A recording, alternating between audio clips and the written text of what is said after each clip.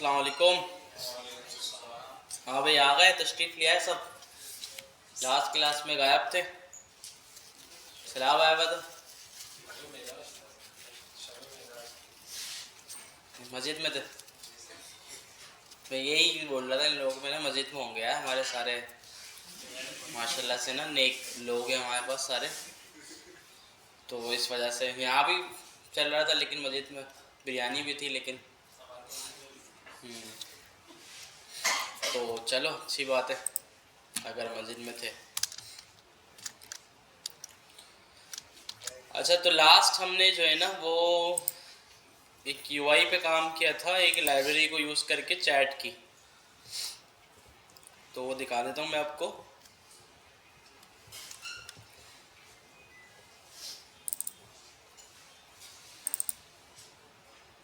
किस वाले में किया था? रिडक्स वाले में ना।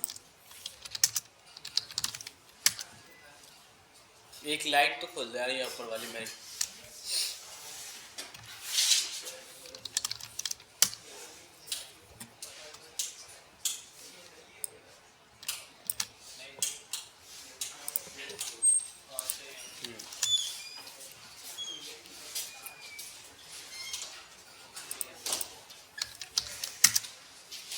तो भाई हमने ये यूआई बनाई थी उस दिन चैट ऐप की ना, बस ज़्यादा कुछ नहीं, छोटा सा एक चैट बॉक्स है। तो खैर हम जो है ना वो बॉयलर प्लेट बनाना चाह रहे थे कि यार कभी अगर हमें कोई प्रोजेक्ट बनाना हो तो, या हैकाथॉन हो, कुछ हो, तो कुछ हमारे पास बॉयलर प्लेट्स जैसी चीज़ें होती हैं कि जैसे कि लॉग इन साइन अप हर तकरीबन हर एप्लीकेशन में होता है और हमने पहले से बनाया हुआ भी होता है, तो वो हमारे पास रेडीमेड रखा हुआ हो। जैसे कि एक हमने फंक्शन बनाया हुआ है कि इमेज अपलोड करने के लिए या कोई फाइल अपलोड करने के लिए हम उसको फाइल देते हैं, वो अपलोड करके दे देता है। तो इस तरह की जो चीज़ें होती है ना रेडीमेड हमें मिल जाती है, तो बॉयलर प्लेट बोलते हैं इसको। तो ऐसे ही हम चाह रहे थे कि यार एक चैट ऐप भी बना लें, और ये चैट ऐप ऐसी हो कि इसको जो है ना हम किसी भी प्रोजेक्ट के साथ जो है ना इंटीग्रेट कर दें। ठीक है, मतलब इसका पूरा मॉडल ही अलग बन जाए, बस इसको हम जो है ना उसमें इसका एक सेपरेट पेज बना दें इस प्रोजेक्ट में और यूज़र को चैट का ऑप्शन दे दें। तो हमने क्या किया था, एक लाइब्रेरी को यूज़ किया था ये बनाने की नहीं यूआई, और वो जो लाइब्रेरी है वो ये है chat scope chat UI kit react. ठीक है, तो खैर इतनी ज़्यादा कोई पॉपुलर लाइब्रेरी नहीं है, ये सिंपल है, और लेकिन काफ़ी अच्छी चीज़ें इससे मिल रही हैं हमें ना। 16,000 के करीब डाउनलोड है, लेकिन ये है कि यूआई एक अच्छी हमें बनी बनाई चैट के जो कंपोनेंट्स हैं ना वो इसने बड़े अच्छे बनाए हुए। और ये पूरा जो है ना हमने इसमें ना कुछ भी नहीं किया है, बस हमने बस ये इमेज डाली है और बाकी सारी चीज़ें जो आपको नज़र आ रही हैं वो इस लाइब्रेरी ने प्रोवाइड की हमें। ठीक है, इसकी पूरी डॉक्यूमेंटेशन है, डेमो है इसने दिए में, और इसकी जो है ना एक पूरी इसने स्टोरी बुक बनाई हुई है। इस स्टोरी बुक का क्या सीन था कि भाई पूरी इसने एक डॉक्यूमेंटेशन बनाई हुई अपने सारे कंपोनेंट्स की। ये रही स्टोरी बुक ना, ठीक है, ये रही। तो ये डॉक्यूमेंटेशन भी है, सारे डॉक्स भी हैं इसके, इसमें से जो भी आपने देखना है। और ये इसकी स्टोरी बुक है। स्टोरी बुक जो है ना वो एक सर्विस है जो कि आपके कंपोनेंट्स वगैरह की डॉक्यूमेंटेशन कर देता है, या उसको मैनेज करने के लिए ये यूज़ होता है ना।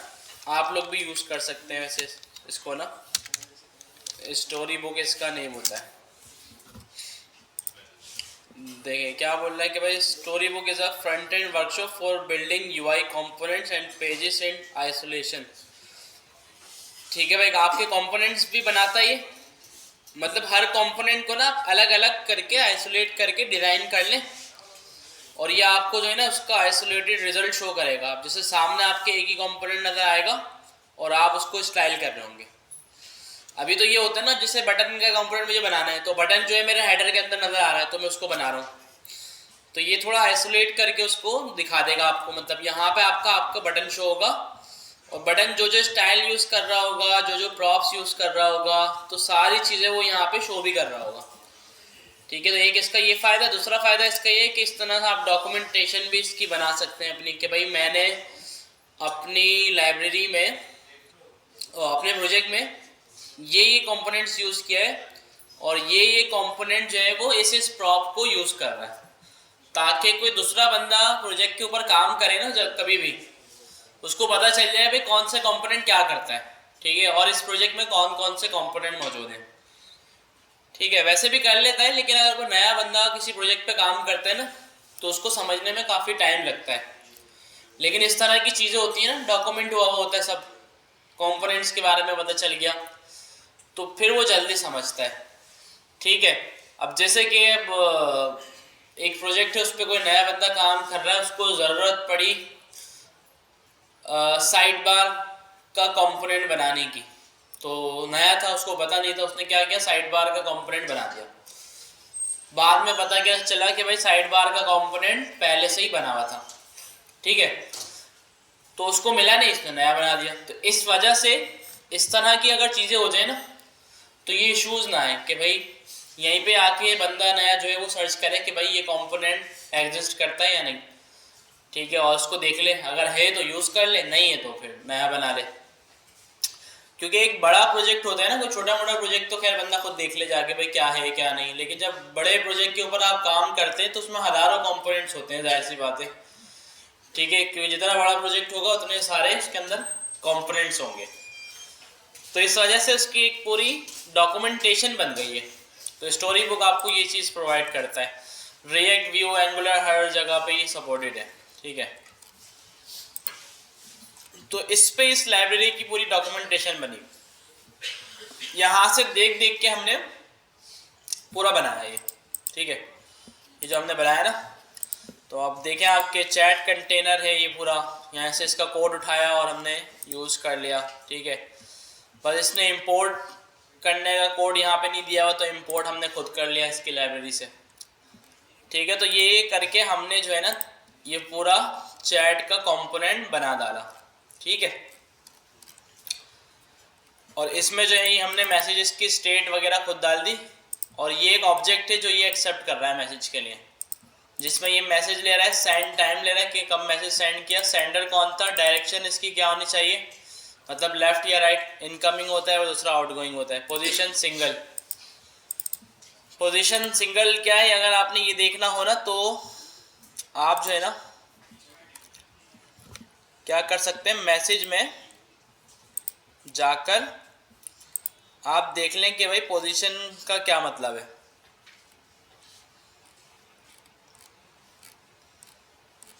ठीक है, यहाँ कहीं जो है ना ये इसके बारे में आपको बताएगा, सर्च कर लेते हैं।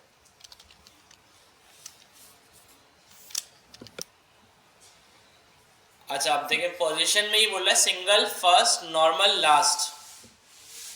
ठीक है, तो ये मेरे ख्याल से मैसेज की पोजीशन है।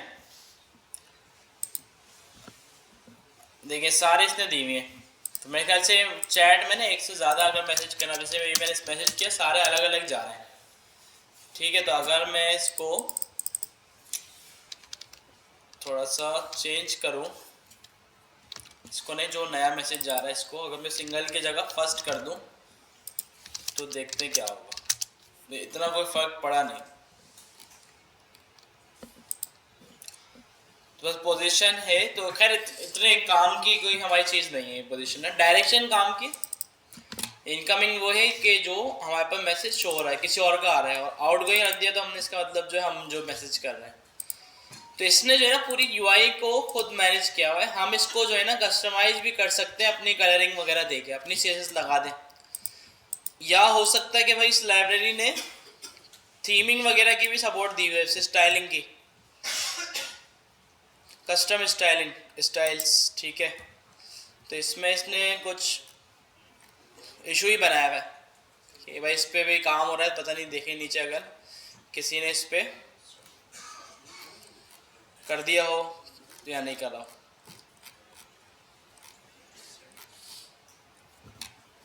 अभी तक तो उस पर वर्किंग चली रही है मेरे ख्याल से। ठीक है, any update guide on how to change the style. ठीक है, तो खैर लाइब्रेरी खुद से कुछ नहीं दे रही, तो हम अपनी सीएसएस लगा सकते हैं। ठीक है, कि भाई अपनी क्लास वगैरह देके उसको जो है ना स्टाइल कर सकते हैं और इसको पूरा यूआई को अपडेट कर सकते हैं। इसके अलावा हमने जो है ना मटेरियल यूआई को यूज़ करके ये रजिस्टर का पेज बना लिया था और एक पेज बना लिया था हमने लॉगिन का, ताकि यूज़र को लॉगिन रजिस्टर करवा के और चैट शुरू करें हम। ठीक है, तो रजिस्टर वाले को थोड़ा सा ना अपडेट कर देते हैं। रजिस्टर वाले में हम जो है इसको बोल देते हैं कि भाई एक ले लो आप full name, email address and password, ये 3 चीज़ें रजिस्टर में आ जाएंगी और वो लॉगिन हो जाएगा। ठीक है, अच्छा इसके अलावा जो है ना हम एक लिंक लगा देते हैं जिससे लॉगिन और रजिस्टर आपस में नेविगेट हो सकें। ठीक है, ठीक है भाई, इसको बोल देते हैं already an account login now. ठीक है, इसको बाहर रखना होगा ना।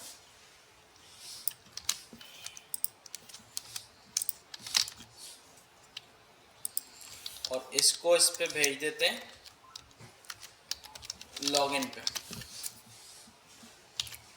और थोड़ा सा इस पे भी मार्जिन वगैरह डाल देते हैं भाई।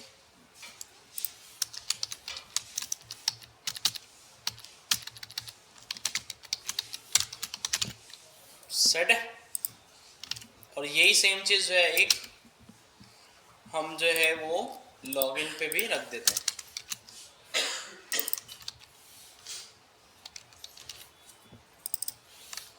इसको क्या बोलते हैं? ठीक है भाई, इसको कर देते हैं रजिस्टर, और लिंक नहीं है ना तो लिंक को कर लेते हैं इंपोर्ट। ठीक है, जा गया भाई, और यहाँ पे भी डेव बना देते हैं। ठीक है भाई, एक हो गया रजिस्टर और एक हो गया लॉगिन। तो अब इसमें जो है ना थोड़ी सी हम डाल देते हैं फायरबेस, ताकि जो है यूज़र रजिस्टर हो सके। तो इसके लिए हम जो है सबसे पहले फायरबेस को करते हैं। जब वैसे हमारा टारगेट तो क्विज़ था, ठीक है, लेकिन ये भी ऐसी चीज़ है कि भाई ज़रूरी, तो आज हो जाएगी तो ज़्यादा इसमें टाइम नहीं लगेगा। ठीक है, तो इसके बाद जो है ना वो फिर क्विज़ ऐप जो है, बल्कि क्विज़ ऐप मैं क्या, वो आप ही स्टार्ट करेंगे, आप लोग बनाएंगे। तो एक जो है ना मैं आपको जो है वो अब जो है ना इसी तरह के असाइनमेंट्स अच्छे लगेंगे, पूरा स्ट्रक्चर में बना दूं और फिर आप उस पर शुरू हो जाएं। जैसे उस पर आप लोग कर रहे हैं ना, कर रहे हैं काम नहीं कर रहे, शेयर वाले पे कहाँ तक पहुँचा, मर्ज वगैरह हो रहा है, काम मर्ज कर रहा हूँ, शक्ल आई कोई निकल के उसकी अच्छी, डिप्लॉय किया हुआ नहीं यार, देख ही लेते अगर हम डिप्लॉय होता तो। डिप्लॉय कर उस पर ना वो कर दो ना, नेटलिफाई से कर दो या गिटहब पेजेस से कनेक्ट कर दो उसको, और गिटहब पेजेस में उसका लिंक डाल दो, और रीडमी में उसका गिटहब पेजेस का लिंक डाल दो। तो लास्ट जो है वो मैंने ही डिप्लॉय किया था, वही है।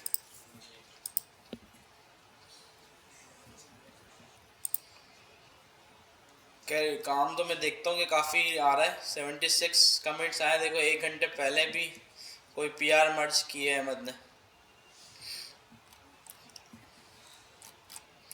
कोई लिंक सिंग है ही नहीं यहाँ पे। यहाँ पे डाल देना ना इसको। ठीक है, ये उससे भी हो जाएगा गिटहब पेजेस से, और क्योंकि बिल्ड भी देखो लास्ट वीक बनी हुई है ना, इसको ना बिल्ड बना के पुश करना पड़ेगा, या फिर गिटहब पेजेस में ऑप्शन होता होगा वो बिल्ड खुद बना दे, होता ही नहीं होता।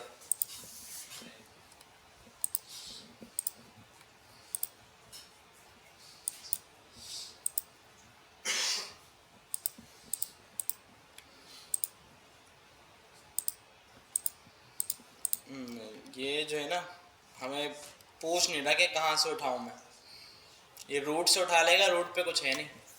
हमारी जो बिल्ड पड़ी हुई है वो डिस्ट के अंदर है। तो शायद नेटलीफाई ये ऑप्शन देता है कि वो आपका कोड उठाए, गिटहब से उसकी बिल्ड बनाए और लाइव कर दे, और उस पर जो है ना ऑटोमेटिक डिप्लॉय भी होगा कि भाई जैसे ही आपने मास्टर में या मेन में पुश किया वो खुद कर देगा, बिल्ड वगैरह बना के लाइव कर देगा। तो इसको ना लिंक दे देना ताकि फिर हम नेक्स्ट क्लास में इसको देख लेंगे कि क्या शक्ल आई है। और फिर जो है ना क्विज ऐप हमें ना वाकई बनानी अच्छी, क्योंकि क्विज ऐप में इशूज़ बहुत आ रहे हैं अभी जो चल रही है ना, कि नए जो बैच है वो लोग क्विज दे रहे हैं ना, तो एक तो वो फायरबेस का कोटा जो है वो ख़त्म हो जाता है, क्योंकि फायर स्टोर जो है ना वो एक लिमिट देता है आपको। ठीक है, जो फायरबेस हम यूज़ कर रहे हैं ना ये लिमिट देते हैं तकरीबन 50,000 रीड एंड राइट्स की पर डे। ठीक है, लेकिन अब 50,000 रीड एंड राइट का मतलब ये है कि अब एक क्विज हो रहा है ना उसमें 40 क्वेश्चन है, एक बंदे ने वो 40 क्वेश्चन गेट किए तो इसका मतलब 40 रीड हो गए, उस पर क्लिक किया तो वो ये राइट हो रहा है। तो 40 तो सिर्फ इसकी एक बार होगा, वो एक बच्चे 3-4 बार तो लोड कर ही देता है वो पेज को ना, इशूज़ की वजह से या किसी भी वजह से। तो समझे 300-400-500 रीड राइट तो एक बच्चा कर रहा है, और फिर 3-4 हज़ार बच्चे जब कर रहे हैं तो फिर जाहिर सी बात है कि वो ख़त्म हो जाएगा ना। कि इसमें ये प्रोजेक्ट है क्विज ऐप का, फायर स्टोर लगा हुआ इसमें। तो फिर हम बनाएंगे ना तो फिर उसमें नोड.js डालेंगे और उसको पोर्टल के साथ सिंक कर देंगे। देखें इसकी ना यूजेज देखें ना अगर आप, तो आज की जो है ना वो रीड्स हैं 2.8K। अब मुझे जो कॉल आई थी ना परसों आई थी, जुमेरात वाले दिन। अब देखें इसके, देखें ना लॉग्स, तो ये देखें रीड एंड रीड्स कितने पे चले गए 66K पे, जबकि राइट्स तो थे लेकिन रीड की लिमिट ख़त्म हो गई तो फायरबेस जो है ना वो रोक देगा, कुछ भी नहीं करने देगा, एरर देता रहेगा कि भाई कोटा एक्सीड हो गया, आप इसको प्लान को अपने अपग्रेड करो। तो खैर ये तो कर तो सकते हैं, इसको पेड प्लान कर सकते हैं, फायरबेस बिल दे देगा $20-25 का, ठीक है, महीने का, लेकिन क्या फ़ायदा, क्यों दे बिल। ठीक है, तो अच्छी चीज़ बन जाएगी, हम बना देंगे कि उसमें फिर जो है ना हम लॉगिन साइन अप भी नहीं बनाना हमें, हम क्या करेंगे वो जो फीस वाला पोर्टल है उसमें क्विजेस है ना, क्विजेस में डाल देंगे। फीस वाले पोर्टल पे बच्चा क्विजेस में जाएगा, वहाँ पे उसी कोर्स के उसको सारे क्विज शो हो रहे होंगे, स्टार्ट क्विज करेगा, क्वेश्चन सामने डायरेक्ट, सिंपल रखेंगे, बहुत छोटा सा काम करेंगे, क्विज स्टार्ट। अच्छा, अब उसने क्विज दे दिया तो क्विज, उसी क्विज पे उसका रिजल्ट नजर आ जाएगा कि भाई आपके इतने मार्क्स आए थे इसमें। या फिर एक अलग से सेक्शन भी बना सकते हैं कि भाई रिजल्ट्स, क्विज़ रिजल्ट्स या इस तरह कुछ। तो छोटा सा काम है, मतलब पूरी कंप्लीट ऐप नहीं बनानी। तो ये हो जाएगा ना तो फिर अच्छा हो जाएगा, क्योंकि इसमें तो भाई डेटा भी बहुत हो गया है ना, फायरबेस से ना बर्दाश्त नहीं हो रहा है कि हम फ्री में चला रहे हैं इतना सारा डेटा। ऑथेंटिकेशन में अगर हम देखें कितने यूज़र है, तो 11,652 है, लेकिन इतने नहीं है। मेरी दूसरी ऐप्स है उसमें 1-1 लाख हुआ है फायरबेस के ऊपर। फायरबेस भी बोलता होगा कि यार ये बड़े ही कंजूस लोग हैं, ये पेड नहीं लेते। नहीं, कुछ में लिया हुआ भी है पेड, ठीक है, लेकिन कुछ में जिसमें इतनी ज़्यादा नीड नहीं है तो नहीं लिया हुआ। तो इसमें भी ये भी बहुत है। और फिर जब ये लोग क्विज वगैरह देते हैं तो अच्छा, फिर दूसरा ये भी इशू आता है कि भाई एसएमएस नहीं आया, मोबाइल घर पे रह गया, कि हम बहुत पुरानी सदी में जी रहे हैं ना, हमारे साथ भी मसला है, ठीक है, या मोबाइल ही नहीं, किसी के पास स्मार्टफोन नहीं है, बोला मैं क्या करूं। तो इस वजह से फिर इसका चक्कर भी ख़त्म हो जाएगा कि भाई स्टूडेंट पोर्टल पे जाओ, लॉगिन करो, अपना क्विज दे दो, सिंपल, ठीक है, और कोई की वगैरह का चक्कर नहीं होगा। ना की चाहिए ना कुछ चाहिए, स्टार्ट क्विज। जब भी देना है स्टार्ट क्विज, ठीक है। एक टाइम डाल देंगे उसके ऊपर कि जब मैनेजमेंट उस क्विज को खोल देना, उस पर लॉक बना हुआ रहा होगा पहले, जब मैनेजमेंट उसको अनलॉक कर देगी तो फिर बच्चे जो है ना वो दे देंगे, फिर वो दोबारा से पहले लॉक हो जाए, या किसी स्पेसिफिक सेक्शन के लिए उसको अनलॉक किया जाए।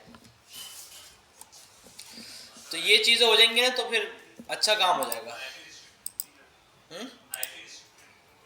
और उसमें काफ़ी फीचर्स डाल सकते हैं। वो क्विज के स्टार्ट बटन दबाने के बाद जो खुलेंगे ना क्वेश्चंस, उसकी ना हम या तो अलग विंडो भी खोल सकते हैं, हम पूरी पूरी एक विंडो खोल दें और उस विंडो के अंदर क्वेश्चंस दिखाएं, ठीक है। वो फिर और ज़्यादा सिक्योर हो जाएगा। उस विंडो को ज़रा भी कोई छेड़े ना, उसका क्विज जो है हट जाए।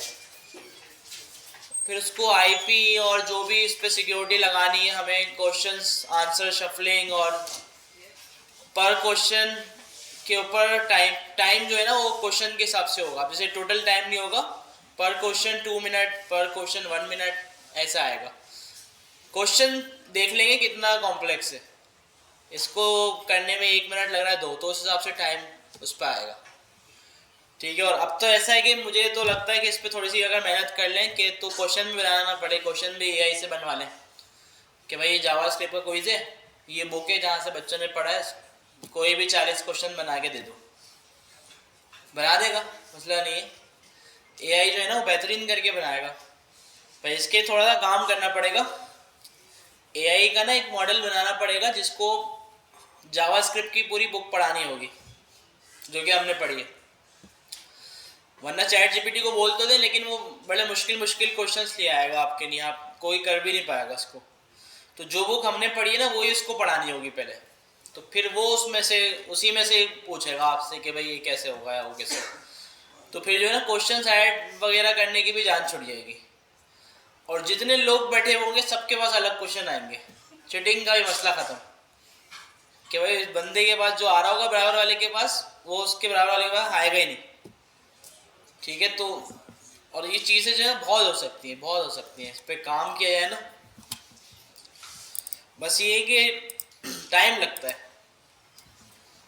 अभी देखें एक छोटी सी चीज़ बना रहे हैं हम, SMIT शेयर में कब से लगे हैं हम, अभी तक कोई शक्ल मेरे ख्याल से निकल के आई ही नहीं, आई पता नहीं, हमने देखा ही नहीं।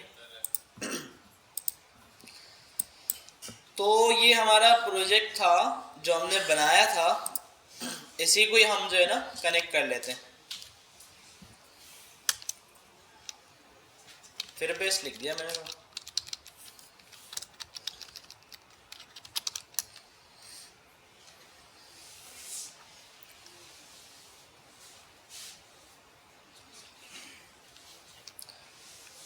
एक वेबसाइट भी बना देते, मैं तो सोच रहा था आज ना इलेक्शन रिजल्ट्स के लिए, उस पर लाइव अपडेट आ रही है। कोई भी वैसी वेबसाइट नहीं है वैसे ना, जहाँ कहीं भी देखो अलग रिजल्ट्स आए हुए हैं। इलेक्शन कमीशन ने जो है ना वो शेयर की है गूगल ड्राइव, उस पर जाके देखो, समझ नहीं आ रहा कुछ भी। इनकी भी API होनी चाहिए थी, और सब यूज़ करते हैं अपने अपने पास।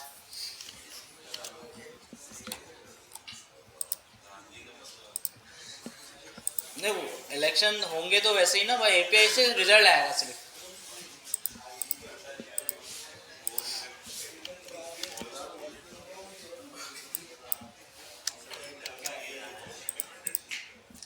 तो किसी को याद है 2018 में रिजल्ट कितने दिन में आया था? 3 दिन में। चलो फिर हम ये एक्सपेक्ट कर सकते हैं कि भाई 3 दिन में आ जाए।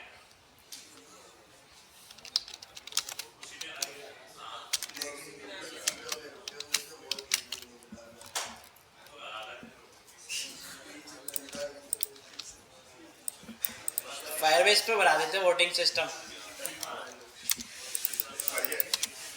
आप लोग जीत जाते फिर फायरबेस हैक करके।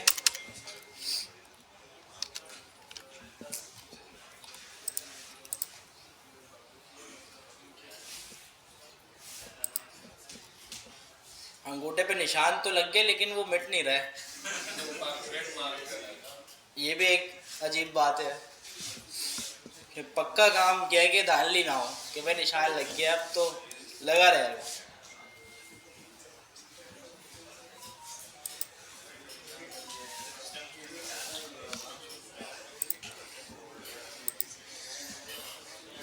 अच्छा भाई, तो इसमें से ना हम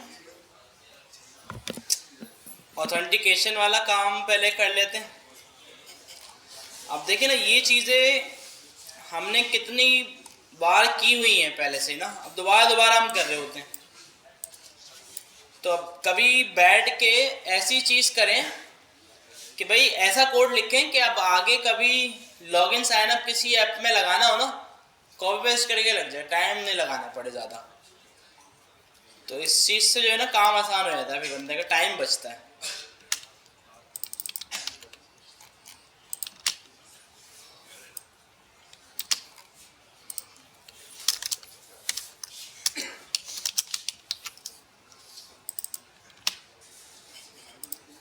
अच्छा, गेट ऑथ यहाँ से नहीं जाएगा, बल्कि यहाँ पे ऑथ बनेगा एक, और फिर इसमें ऐप रखा जाएगा, और यहाँ से ये जाएगा ऐसे। अच्छा भाई, अब मटेरियल यूआई कोई फॉर्म के लिए दे रही है कुछ, कि भाई फॉर्म की वैल्यू को आप मैनेज कर लें या नहीं? नहीं तो फिर नहीं, नहीं तो चलो फिर हम इसके साथ साथ ना ये भी कर देते हैं, रिएक्ट होप फॉर्म और फॉर्मिक। तो कौन सा ज़्यादा अच्छा है देखते हैं। इसके 38 स्टार से 38.7 और इसके 38 वाला करते हैं, रिएक्ट हुक फॉर्म।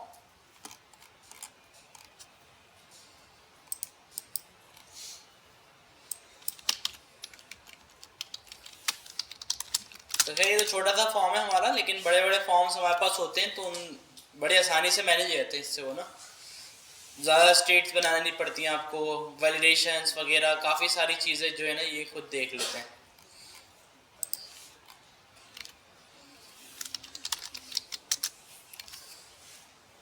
तो रिएक्ट हुक फॉर्म मैंने डाल दिया है, तो इसका एक हुक है यूज फॉर्म, वो हम यूज कर रहे हैं, यूज फॉर्म। और यूज फॉर्म हमें ये चीजें दे रहा है,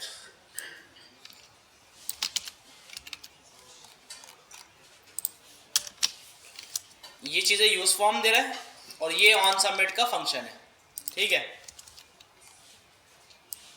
अच्छा, इसके लिए बोल रहा भाई आपको चाहिए होगा फॉर्म, तो आप जो है ना अपने जो इनपुट्स हैं उसको रखो हैं एक फॉर्म के अंदर,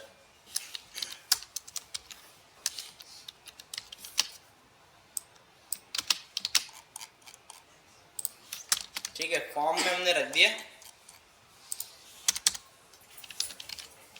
और ये क्या बोल रहा है कि आप जो है ना अपने एलिमेंट्स को रजिस्टर करवा लें ऐसे इनपुट फील्ड्स को। तो इसमें ना हो सकता है मटेरियल यूआई के दूसरे प्रॉप्स हो, और ये इस तरीके से इसमें दूसरे प्रॉप्स इंसर्ट कर रहा हो ना, दोनों में कॉन्फ्लिक्ट आ सकता है ना। तो हम देख लेते हैं, अगर नहीं आया तो नहीं आया, वरना अगर आया तो फिर इसने कोई ना कुछ इसका सोल्यूशन दिया हुआ होगा कि इसने, क्योंकि ये ना इनपुट के उससे बताया है इनपुट एलिमेंट्स, और हम जो यूज कर रहे हैं वो मटेरियल यूआई का कंपोनेंट है। हाँ दिया हुआ होगा ना। तो इसको करते हैं हम फुल नेम, पहले देख लेते हैं इसी को चला के, अगर ये चल जाएगा तो सही है, नहीं तो फिर हम देख लेंगे। ईमेल,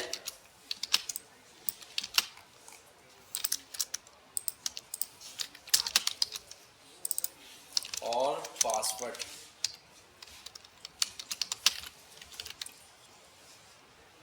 और बटन पे टाइप सबमिट देनी है।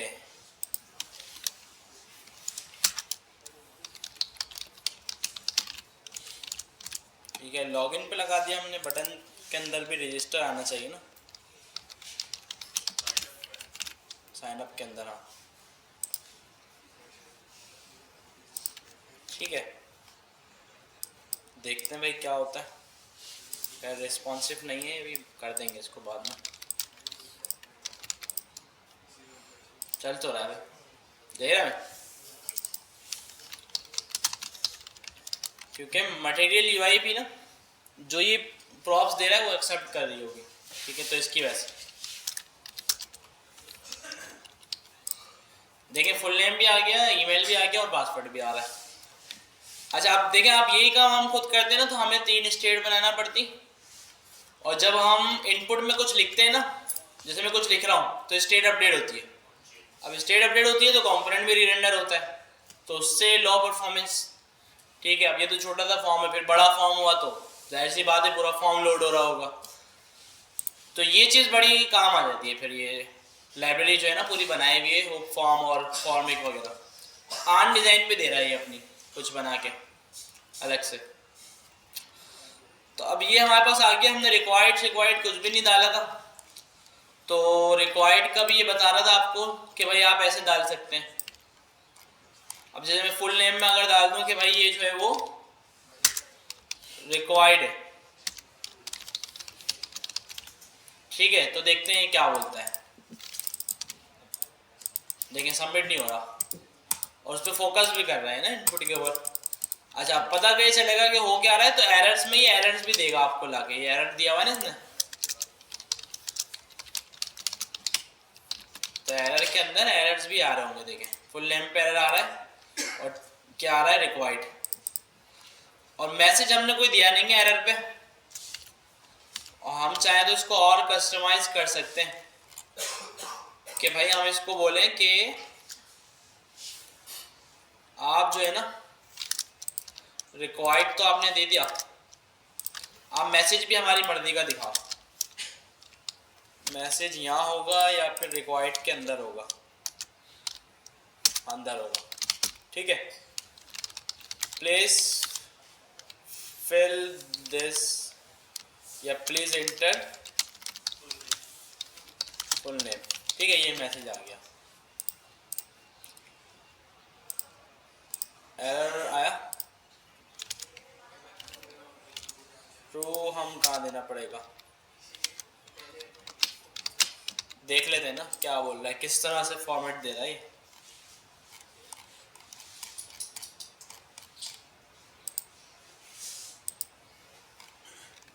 अच्छा इसमें जो है ना रिक्वायर्ड हमें देखना है क्या,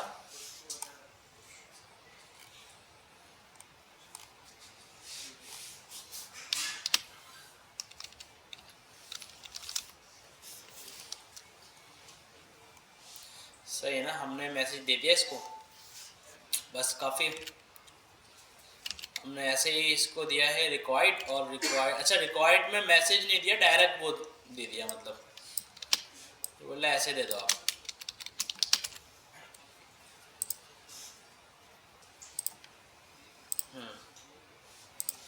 ठीक है, ये जो भी आपने मैसेज दिया था वो इसने यहाँ पे ला के दे दिया। अच्छा अब आप देख सकते हैं कि भाई अगर आपके पास एरर्स आ रहे हैं, जो आपने बनाया ना ऑन सबमिट अपना, अब आप यहाँ देख लें कि भाई एरर में अगर, अच्छा चलो अगर एरर में अगर नहीं होगा तो क्या आएगा ये देख लो पहले, एम्प्टी ऑब्जेक्ट आ रहा है, ठीक है। तो आप एम्प्टी ऑब्जेक्ट को कैसे चेक कर सकते हैं, इसमें क्या तरीका है अच्छा कि चेक करें एम्प्टी ऑब्जेक्ट है या नहीं। एम्प्टी ऑब्जेक्ट देखना नहीं आता भाई,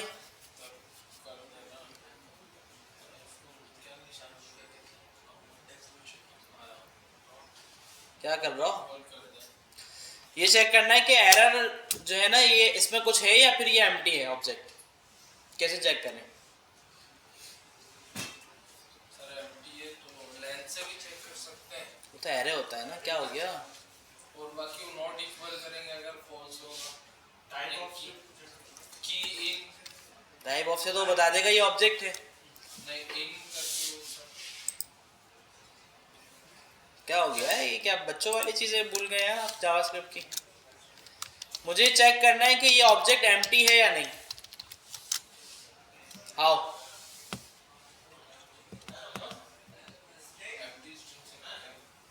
बोलो बोलो, कौन बोल रहा है? Empty string? भाई क्या हो गया, क्या है ये?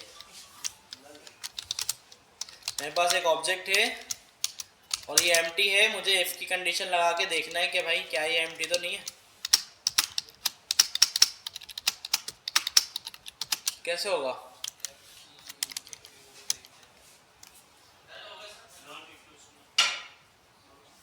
नॉट इक्वल टू कैसे लगेगा भाई, क्या हो गया?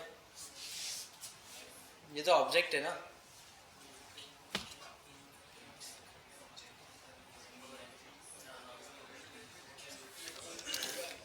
भाई ये होता है यार ऑब्जेक्ट डॉट कीज, इसको हम देंगे ना तो ये एरर देगा और एरर की लेंथ जो है ना वो 0 होगी अगर इसमें कोई भी की नहीं होगी। तो इससे हम पता चला सकते हैं कि भाई ये ऑब्जेक्ट एम्प्टी है या नहीं। तो हम यहाँ पे ना ये लगा सकते हैं कि भाई object dot keys errors dot length अगर हो तो ये दिखाना, या ऐसा बोल सकते हैं कि भाई ना हो, अगर हो तो ये दिखाना वरना एल्स दिखाना। ठीक है, और यहाँ पे हम जो है ना कर सकते हैं कि भाई एरर्स,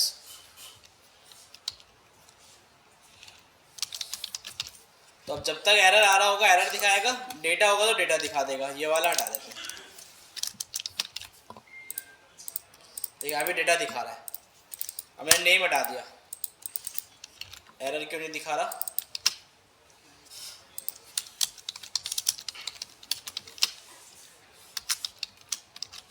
मेरे ख्याल से एरर अपडेट हो गया लेकिन उसको पता नहीं चला फंक्शन को।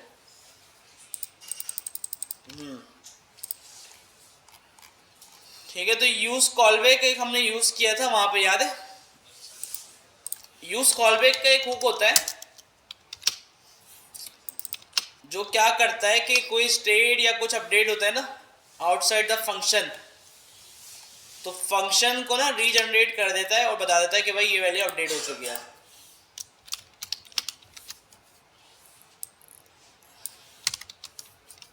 तो हम जो है यूज कॉलबैक करके देखते हैं एक बार कि भाई इसी नहीं है तो नहीं। हम इसको डिपेंडेंसी यूज इफेक्ट कितना नहीं होता है, यूज कॉलबैक में फंक्शन डाल दिया पूरा, डिपेंडेंसी एरर में बोल दिया एरर्स, तो इसका मतलब ही जब एरर में कोई चेंज आएगा ना तो ये फंक्शन को पता चल जाएगा।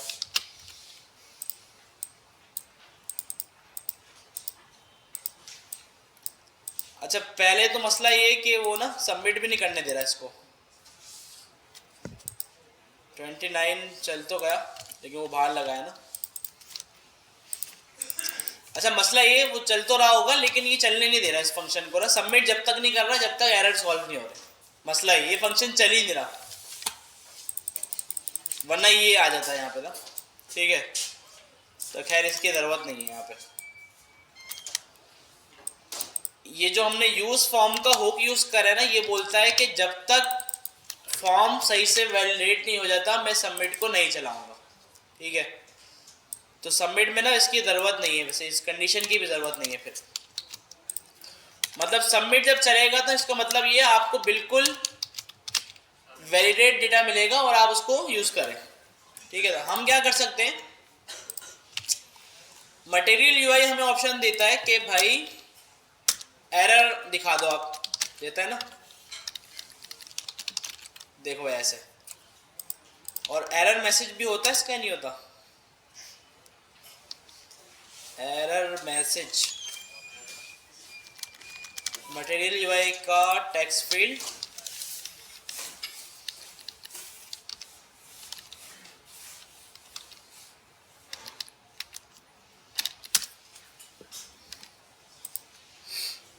देखते हैं ये एरर मैसेज शो करता है। हाँ ये जो आ रहा है ना नीचे,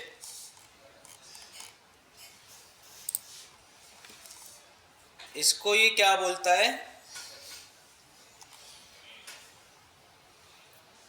हेल्पर टेक्स्ट, इसको बोलते हैं हेल्पर टैग्स। अच्छा, हम पता है क्या करेंगे। अच्छा, आप एक चीज आप देखें कि अगर जब कोई एरर आ रहा है ना,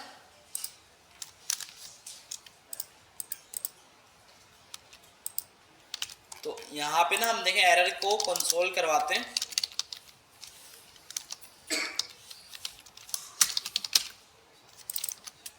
तो जब कोई एरर आता है ना, तो इसमें एरर जो है ना फील्ड के नाम से आता है। अब जैसे फुल नेम पे एरर आया तो इसमें फुल नेम की प्रॉपर्टी मिल गई और उसमें एरर आ रहा है, ठीक है। तो आप क्या करेंगे, यहाँ पे कंडीशन लगाएंगे कि अगर errors dot full name exist करता है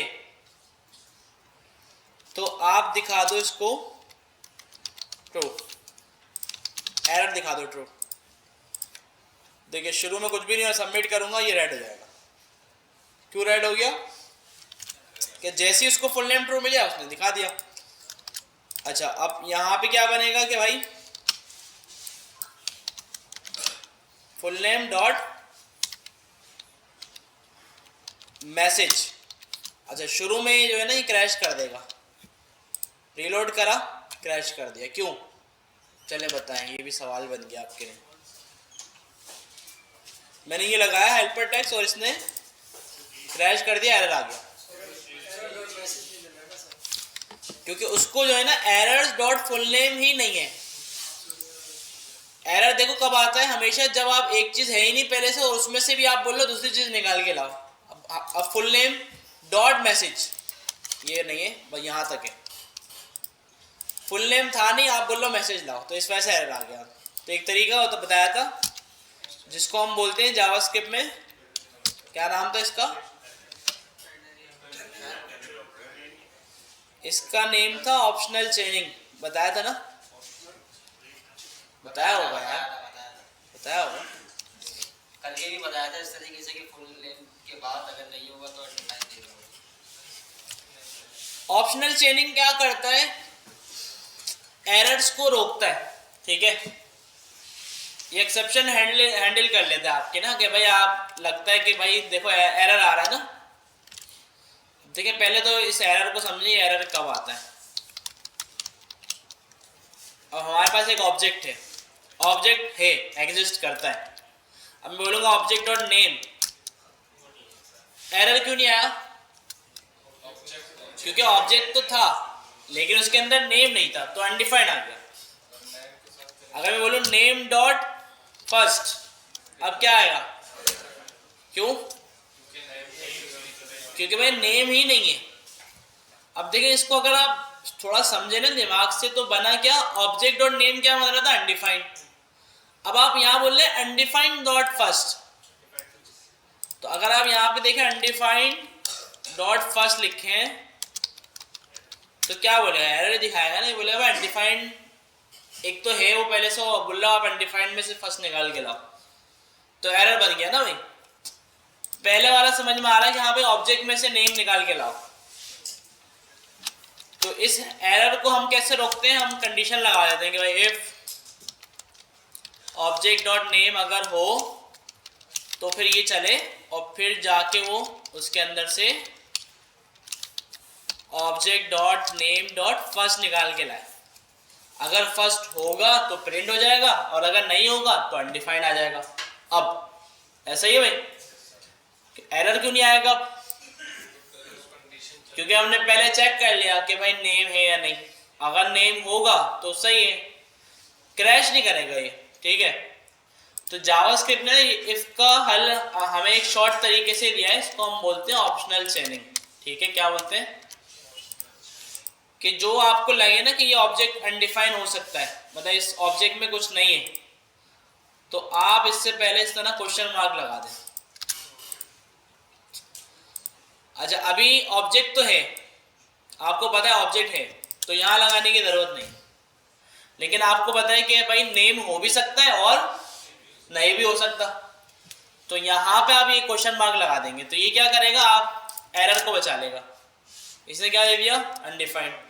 अगर ये नहीं लगाते तो एरर, ठीक है। तो इसको बोलते हैं जावास्क्रिप्ट न्यू फीचर है, पुराना नहीं है। ऑप्शनल चेनिंग, ठीक है। पेज को रिफ्रेश करना होता है। कंट्रोल शिफ्ट आप हार्ड रिफ्रेश का बोल रहे हो ना, कंट्रोल शिफ्ट आप कैसे रिलोड हो जाएगी इससे? इस ऑपरेटर के तो कोई रीलोड से ज़रूरत से कोई ताल्लुक नहीं है।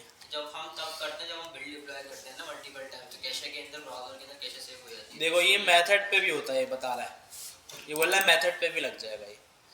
क्या आप भाई एक ऑब्जेक्ट है आपके पास और उसमें एक मेथड है, और वो मेथड हो भी सकता है नहीं भी हो सकता, ऑप्शनल है, तो आप उसके आगे क्वेश्चन मार्क लगा दोगे ना तो एरर से बच जाओगे।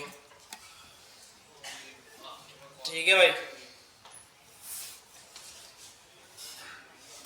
सिंपल देखिए यही चीज बता रहा है कि भाई ये अनडिफाइंड दे देगा instead of throwing an error, कि भाई एरर थ्रो नहीं करेगा बल्कि अनडिफाइंड लाके दे देगा आप।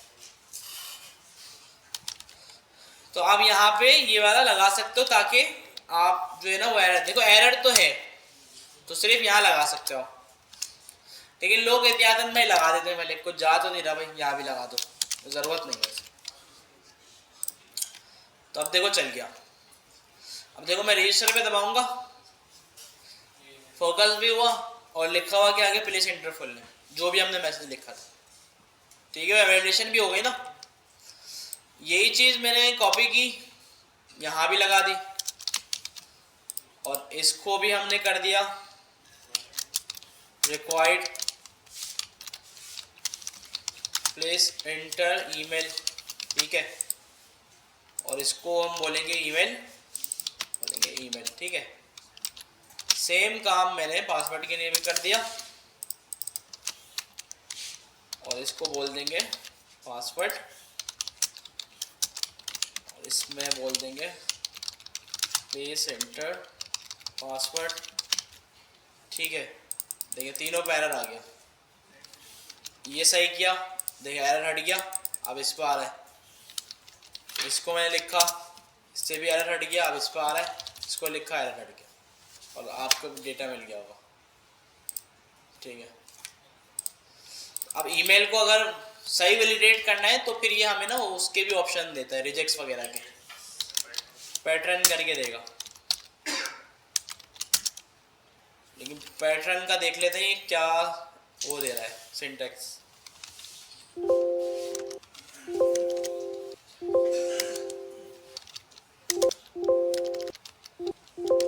नहीं आ रहा ये होगा कहीं छुपा हुआ।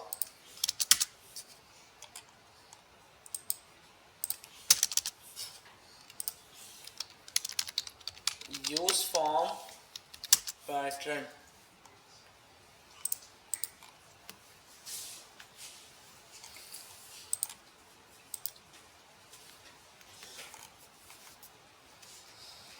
अच्छा पैटर्न की बोला है वैल्यू डाल दो और मैसेज डाल दो। वैल्यू इसमें आप डाल दें रिजेक्ट ईमेल की,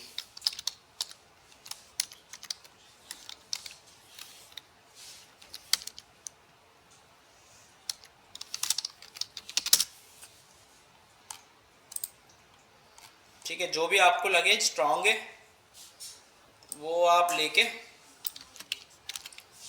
इस तरह की चीज़ें ना हम एक क्या पता है क्या करते हैं, हम एक कांस्टेंट का फोल्डर बनाते हैं, कांस्टेंट्स इसमें आ जाएंगे हमारे, या इसमें आप बोल दें भाई रिजेक्ट्स डॉट जेएस, या फिर आप इंडेक्स डॉट जेएस बोल दें, जो भी आपको करना है। ठीक है, इसको बोल देते हैं हम ईमेल रिजेक्ट्स, और यहाँ पे इसको रख दिया करें, ताकि कोड में जब इतना सारा कॉपी पेस्ट करेंगे ना वो अजीब ही लगेगा, कोड सारा आपका फॉर्मेट ख़राब हो जाएगा। बेहतर ये ऑप्शन है कि भाई ये करो और यहाँ से इसको कर दो एक्सपोर्ट, और यहाँ इसको वैल्यू में आप दे दो ईमेल रिजेक्ट्स, ठीक है, और मैसेज में आप बोल दो प्लीज एंटर करेक्ट ईमेल।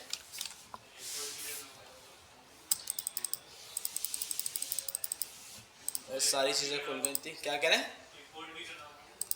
वो खुद हो गया होगा ना, मैंने उसको वो करा था ऑटो।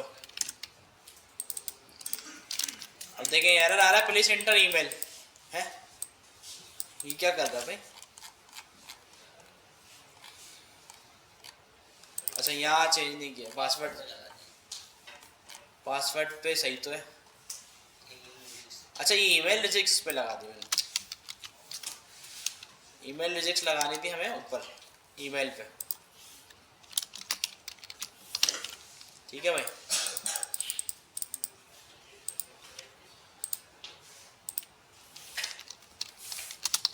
खोलने में आ गया।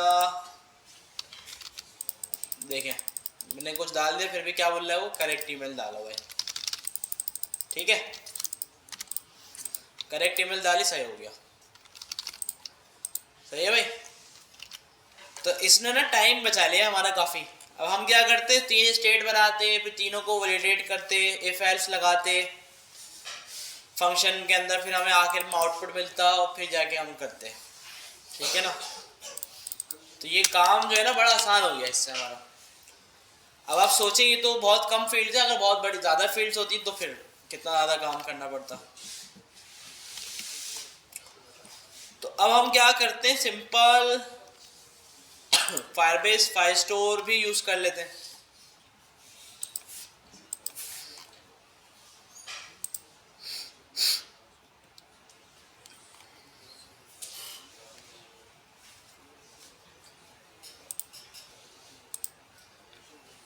ऐड डेटा होगा यूजर के लिए।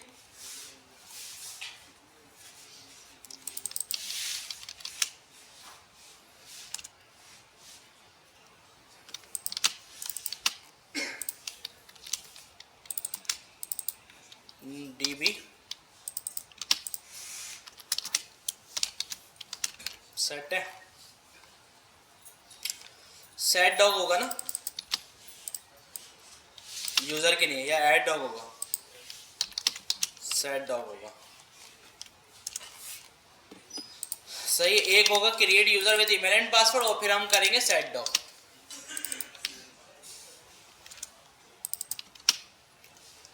चलो जी साइन अप में आकर हमें करना है क्रिएट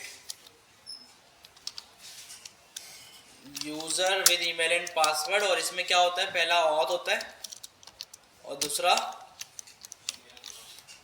इस तरह होता है। नहीं कैसे होता है इसका फॉर्मेट, क्या होता है? अच्छा तीसरा ईमेल होती होगी और पासवर्ड होता होगा। ठीक है और फिर चलता है देन में हमें मिलता है यूज़र और कैच में हमें मिलता है एरर।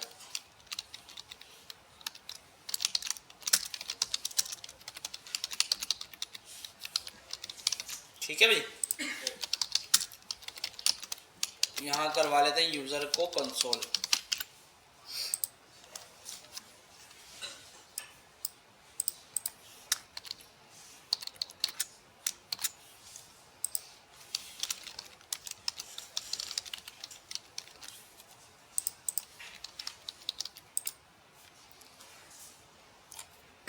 यूज़र रजिस्टर कर दिया बस ने। ठीक है रजिस्टर हो गया। तो अब इसको हम जो है वो डेटाबेस में भी डाल देते हैं।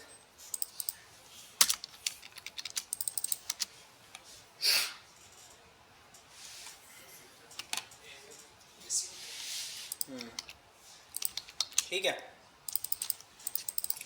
इसमें आ जाएगा यूजर्स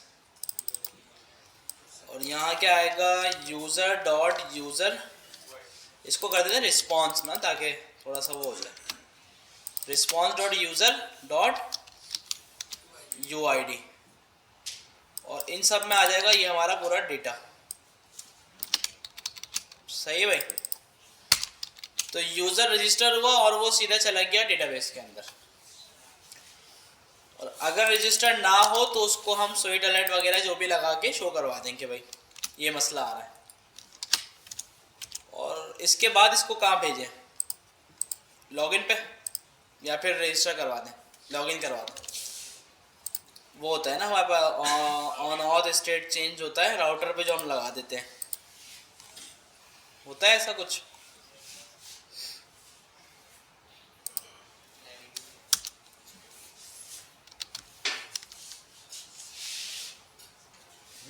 इसमें होता है हमारा। अच्छा, सबसे पहले हम इसको मंगवाएंगे यहाँ पे, ठीक है।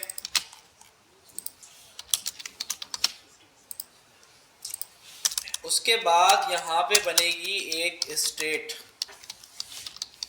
यूज़र की, यूज़र और सेट यूज़र और यूज़ स्टेट।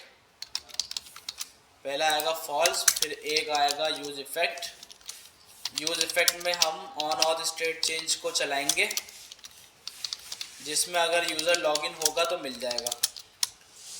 तो कंडीशन लगेगी इफ़, या फिर ऐसे कर देना सेट यूज़र, अगर यूज़र हो तो ट्रू वरना फॉल्स, ठीक है। शॉर्ट कर दिया, ये फर्स्ट टाइम चलेगा। तो जब यूज़र आएगा तो ये यूज़र को दिखा देगा, ठीक है भाई। एरर क्यों दे रहा है ये बोल रहा है नॉट अ फंक्शन। अच्छा, ऑथ लेगा ना पहले, ये एक ऑथ लेगा और फिर ये, ठीक है। तो यूज़र को ये दिखा रहा है। अच्छा, ये वार्निंग क्या दे रहा है, ये नॉन यूनिक आईडी किसको, अच्छा इसको इनपुट को आईडीज देनी पड़ेंगी तो जिससे ये यूनिक बना देगा। चलो खैर, यूज़र क्या दे रहा है, ट्रू, इसका मतलब लॉगिन है। तो हम क्या करते थे कि अगर यूज़र लॉगिन होता था तो अब जैसे मैं यहाँ खड़ा हुआ, यूज़र अगर ट्रू है, ये क्या कर रहा है, अच्छा सही है, नीचे वाली लाइन में लेके आ रहा है।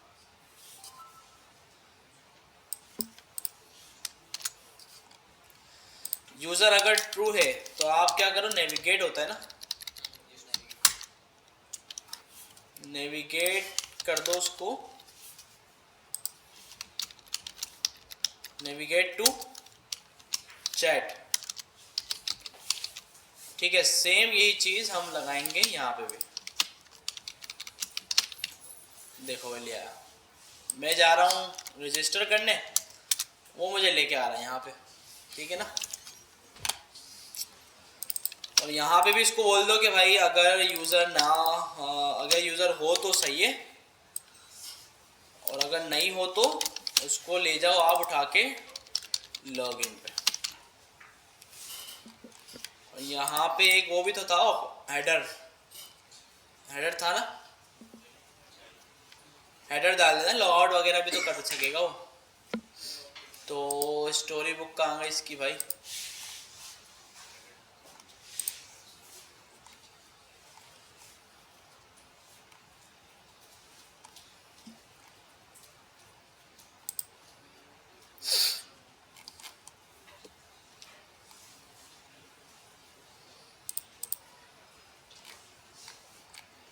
Story book docs,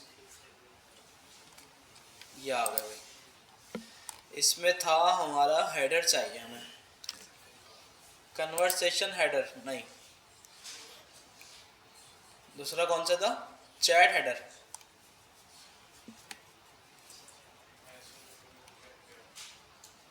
side bar तो अलग चीज़ है ना, चैट कंटेनर वो तो अलग है।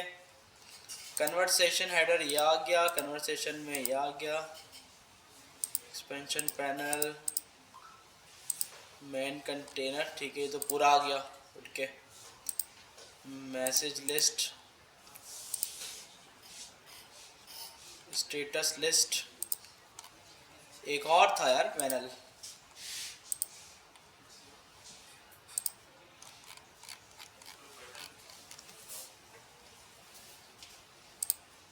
एक्सपेंशन पैनल तो अलग है।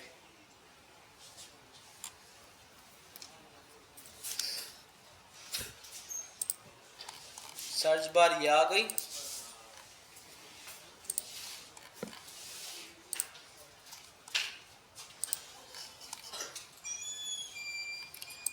अगर आप इसका डेमो देखें ना, डेमो में ये दिखाएगा। ये चीज़ चाहिए हमें ना, जिस पे लॉगआउट भी लगा देंगे ना ऊपर हाथ क्या। ये चीज़ इसने किस नाम से रखी हुई है?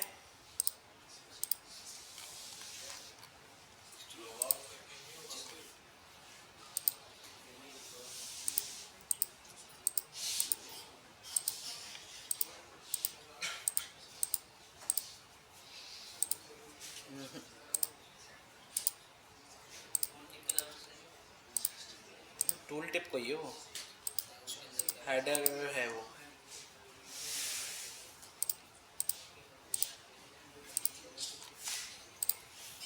हेडर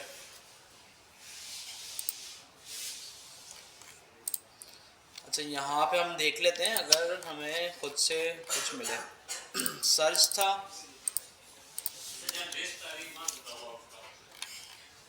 कहाँ पे?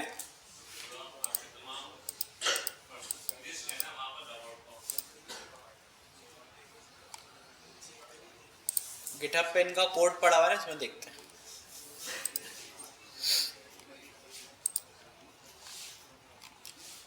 अच्छा, ये तो इनके सारे वो आ गए भाई।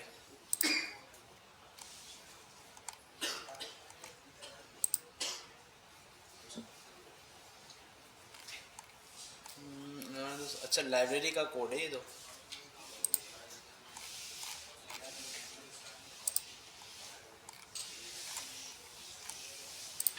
ये लाइब्रेरी का कोड है। सैम्पल चैट एप्लीकेशन, इसमें मिलेगा हमें।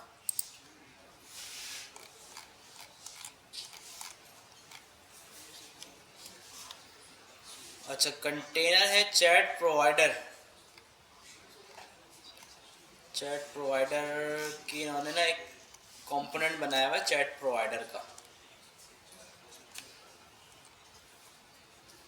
लेकिन वो इनका अपना है। चैट प्रोवाइडर में देख लेते हैं क्या है।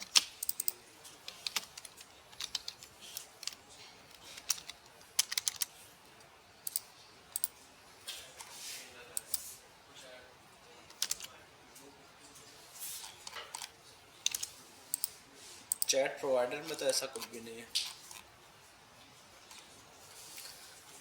इन्होंने चैट दिया हुआ है, फूटर है, और फूटर के साथ इन्होंने हेडर नहीं दिया हुआ कहीं भी ना।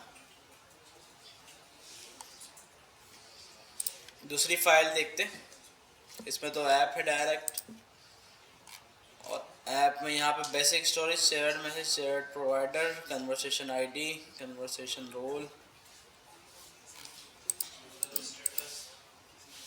नहीं, इसको भी कोई हेडर शेडर ही बोलते हैं। हाँ, ये भी है कि इसका नाम पता चल जाए कि क्या है भाई। देखो, कन्वर्सेशन हेडर ही बोल रहे हैं इसको, ये कन्वर्सेशन हेडर।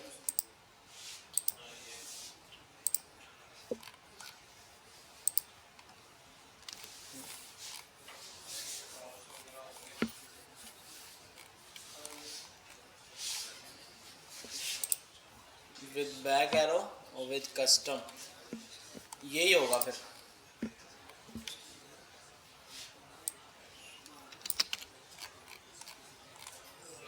यहाँ भी है और वहाँ भी है। अच्छा चलो, हम इसी वाले को उठाते हैं और हम डाल देते हैं इसको यहाँ पे,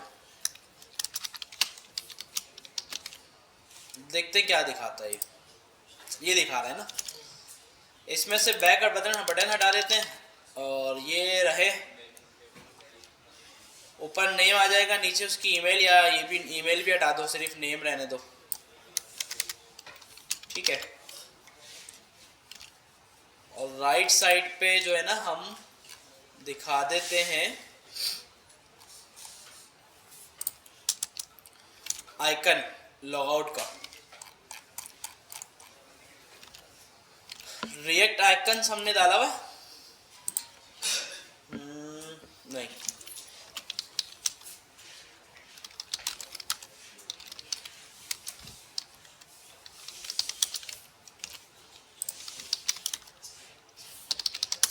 रिएक्ट आइकन्स कर लेते हैं, देखते हैं लॉगआउट का भाई क्या है। ठीक है, तो हम लगाते हैं ये वाला, थोड़ा और अच्छा मिल जाए। तो हम लगाते हैं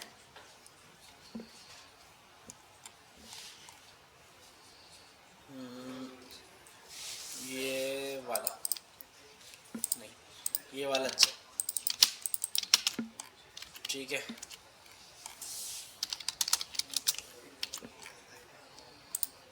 इसको करा इंपोर्ट और यहाँ आके इसको दे दिया भाई कि देखते हैं अभी इसको दिखा कैसे रहा है।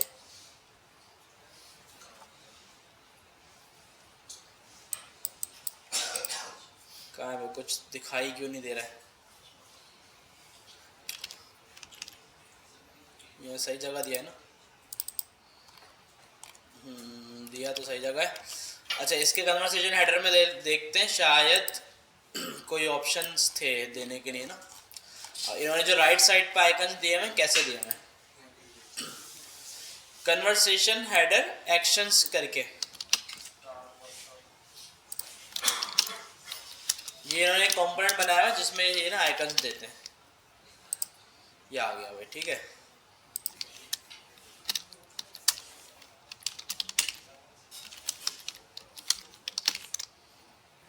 सेट है। कलर शलर चाहे तो इसका हम चेंज कर सकते हैं।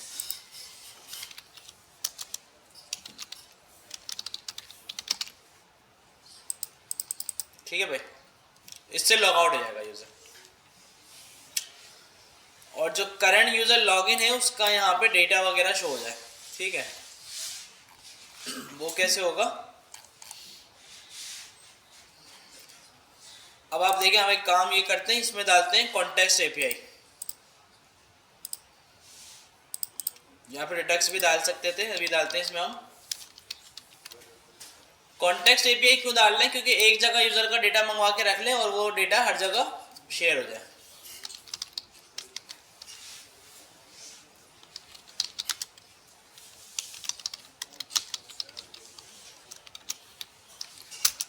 ठीक है,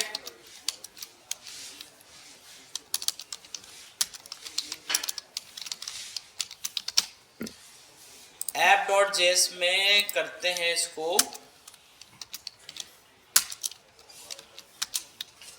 ये तो कंपोनेंट होता है ना।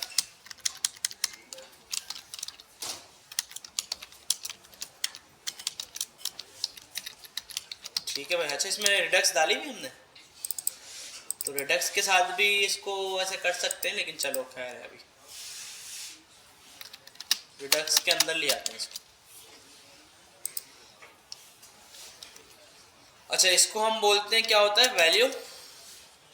वैल्यू में हम इसको देते हैं ऑब्जेक्ट यूजर।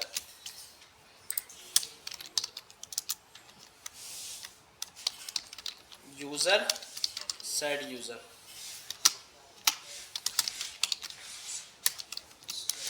ठीक है। अच्छा, यहाँ पे हम क्या करेंगे, एक चीज हमें चाहिए यूआईडी, और फिर उस यूआईडी से हम रिक्वेस्ट करेंगे डेटाबेस को, वो डेटा ला के देगा। तो यूआईडी के लिए हम चलो यूज इफेक्ट लगा दो पहले, और यहाँ पे हम यूआईडी कैसे लेंगे, हम यहाँ पे करेंगे ऑन ऑथ स्टेट चेंज। ठीक है, इसमें हमें मिलेगी यूआईडी। इसको बोलते हैं कि भाई इफ अगर यूजर हो तो आप क्या करना, डेटा मंगवाना है ना हमें फाइल स्टोर से। फाइल स्टोर में पहले चेक करें कि गया क्या नहीं गया, लेकिन अभी तक हमने भेजा नहीं है शायद, या भेज दिया।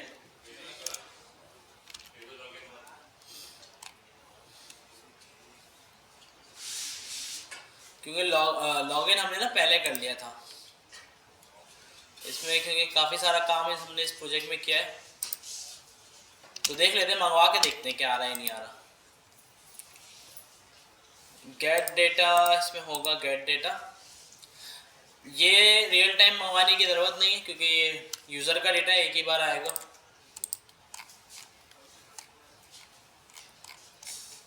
गेट डॉक हमें चाहिए, फायरबेस में गए और यहाँ पे सेट डॉक था, गेट डॉक मंगवाया, गेट डॉक को करा यहाँ से एक्सपोर्ट।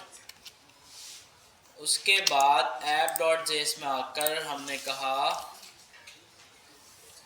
कि भाई हमें चाहिए पहले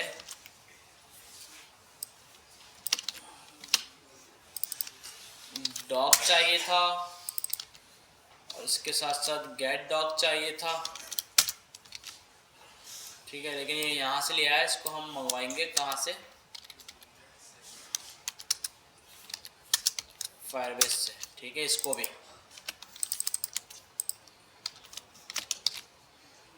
एरर आ रहा है तो हम यहाँ पे एसिंग लगा देंगे, इसको बोल देंगे यूजर्स और इसको बोल देंगे user dot UID.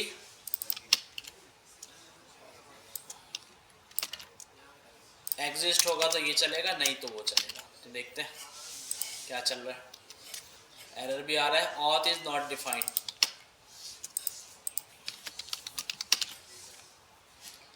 DB is not defined.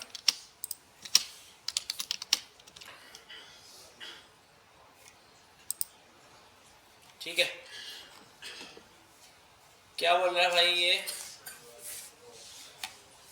Permissions नहीं है। वही वाली बात है ना कि रूल्स के अंदर एक महीना और आगे चला गया होगा। इसको कर देते हैं थोड़ा ज़्यादा, 5 महीने के लिए और ले लिया।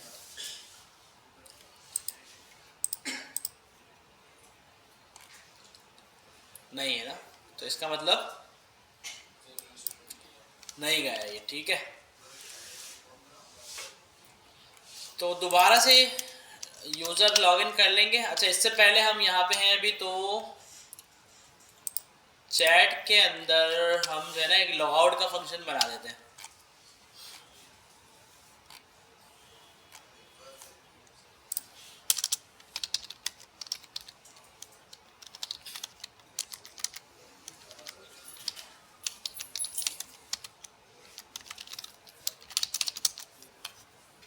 और इस फंक्शन को कॉल कर देते इस पे, ठीक है। और हमें चाहिए होगा फायरबेस का साइन आउट।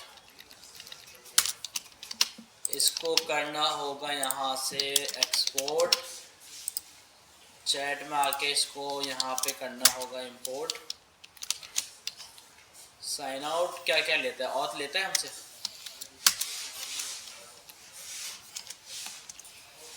ऑथ लेता है, बस हो गया हो। साइन आउट दो नाम हो गए ना, इसको बोल देते हैं लॉग आउट।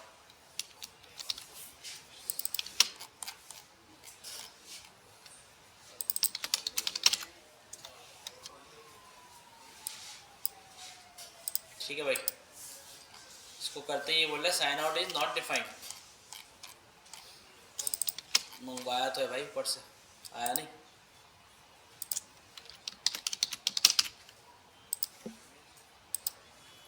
ठीक है भाई, हो रहा है। अब रजिस्टर नाउ पे नया यूज़र, अच्छा देख लें पहले कि भाई डेटा हमने भेजा भी, भेजा तो है, ठीक है। और वहाँ से जो है ना ऑल रिकॉर्ड्स जो है सारे उड़ा देते हैं।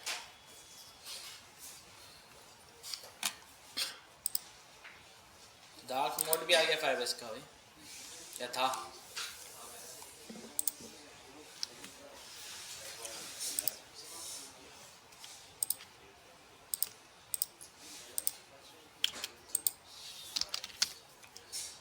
जब सब बता ही रहे तो फिर क्यों यूजर्स, ये अच्छी चीज़ें बॉट के लिए होती है ना, हैकर वगैरह आके जो है ना लीक ना कर दे।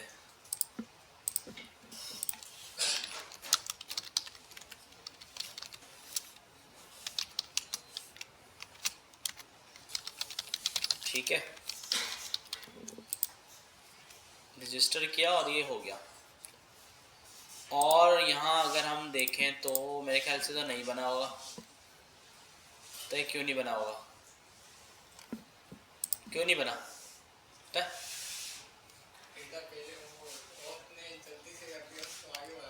क्या कर दिया औद ने? डेटा ऐड करने से पहले ही आगे बढ़ा दिया। इशू समझ में आया? नहीं आया? क्या इशू है?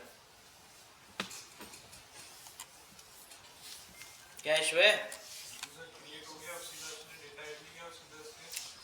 भाई? देखो जैसे ही यूजर क्रिएट हुआ ना, लॉगिन हो गया ब्राउजर के अंदर, तो ये चलने से पहले, क्योंकि ये एसिंक्रोनस था, ये चलने से पहले ये चल गया। इसने किया स्टेट को ट्रू और इतनी देर में वो यूजर जो है ना आगे बढ़ गया। क्या हाल है इसका? करा है आपने काफी दफा? करा ही नहीं करा? डेटाबेस से वहां से मंगाए, क्या करें? यूजर को डेटाबेस से आप मंगाएंगे। मंगवाने का कोई हो रहा है, अभी तो भेजने का हो रहा है। कहाँ पे? एड लगा दो भाई, चलो सही है। सेट टाइम आउट किस पे? वो तो जुगाड़ हो जाएगा ना यार। सेट टाइम आउट तो जुगाड़ हो जाएगा। आप लोगों ने कैसे किया पे इसको हैंडल?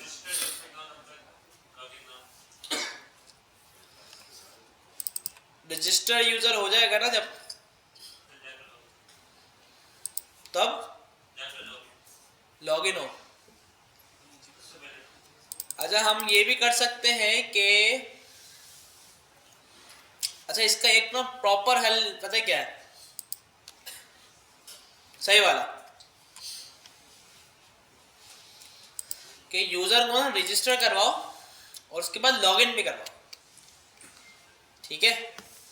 ताकि वो रजिस्टर हो जाए, उसका डेटा वगैरह वहां पर सेव हो जाए। अब लॉगिन करे वो उसके बाद चले जाए। लेकिन इसको रोके कैसे कि भाई रुक जा, अभी लॉगिन कर पहले। जो डेटा ऐड कर रहे हैं वही डेटा अगर मंगवा के उसको फिर बोलने भाई अब चल जा। ऐड कर दिया ना हमने पहले, सेट तो हो जाएगा, पहले डेटा ऐड करा। देखिए इसका ना बेहतरीन चीज़ एक बताता हूँ, बेहतरीन चीज़ बताता हूँ। अगर बेहतरीन चीज़ मिल जाए तो, बेहतरीन चीज़ ये है कि आपको ना ये यूज़र मिल रहा है, मिलता है। अब यूज़र में काफ़ी सारी चीज़ें हैं, जिसमें से एक चीज़ हमें ऐसी मिलेगी कि जिससे हमें पता चल जाएगा कि ये नया यूज़र है या पुराना है। मिल जाएगा नहीं मिल जाएगा? और वो चीज़ क्या है? कुछ नज़र आ रही है ऐसी चीज़? वो चीज़ है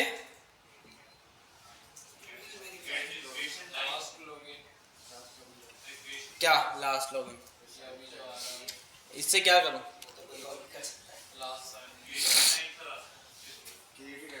अगर क्रिएटेड ऐड और लास्ट लॉगिन दोनों सेम है, इसका मतलब नया है, ऐसा ही ना? देखो क्रिएटेड ऐड भी सेम आ रहा है और सेम आ रहा है। अगर दोनों सेम है तो इसका क्या मतलब है? और ये जो ये आ रहा है ना, ये मिली सेकेंड्स आ रहा है। अब वो जल्दी से रजिस्टर करे, लॉग आउट करे, फॉरन करे तो भी ये चेंज जाएगा, हो जाएगा ना? अब देखो अभी सेम आ रहे हैं। अब मैं इसको जो है ना अगर लॉग आउट कर दिया, अब मैं लॉगिन करूंगा ना तो वो हट जाएगा। लॉगिन पे अभी तक लेकिन हमने बनाया नहीं ना, कुछ बना देते हैं। समझ में आया ना क्या कहना चाह रहा हूँ मैं? चलो ये अच्छा यार, समझ तो आता है माशाल्लाह से।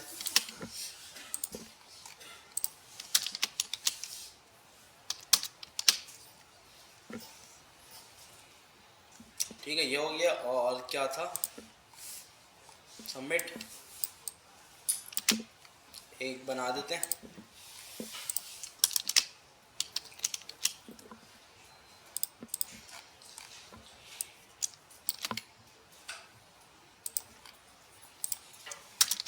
ठीक है।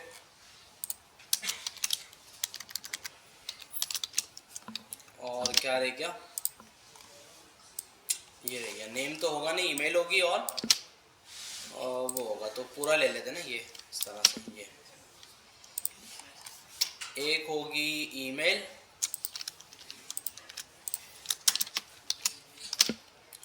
और एक होगा, एक थी ईमेल और एक था पासवर्ड।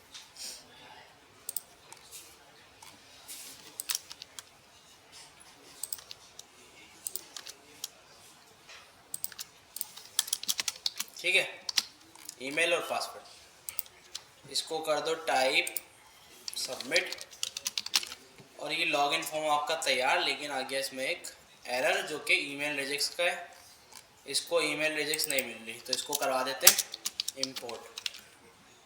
मिलना शुरू हो गई, एरर भी आना शुरू हो गया। सिर्फ सबमिट पे लॉगिन यूज़र करना है, सही है। फायरबेस से मंगवा लो क्या, sign in user with email and password, ठीक है।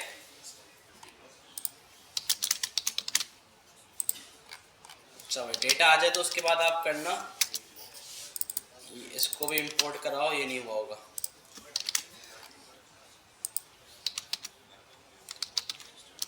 Data dot email, data dot password, और ये नहीं, ये करना है। देन में यूज़र मिल जाएगा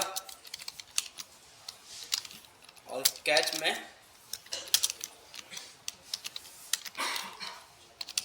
एरर मिल जाएगा, ठीक है। और ये इतनी जल्दी हमारा लॉगिन बन गया।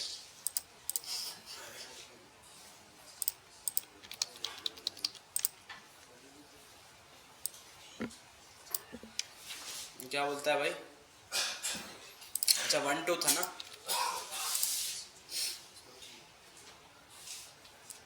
इनवैलिड ईमेल, डेटा के अंदर ईमेल गलत आ रहा है।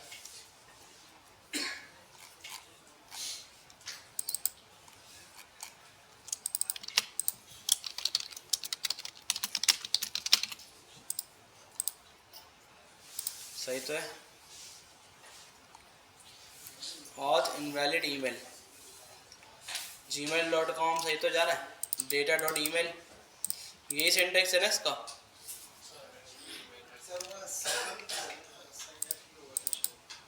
क्या नहीं पता,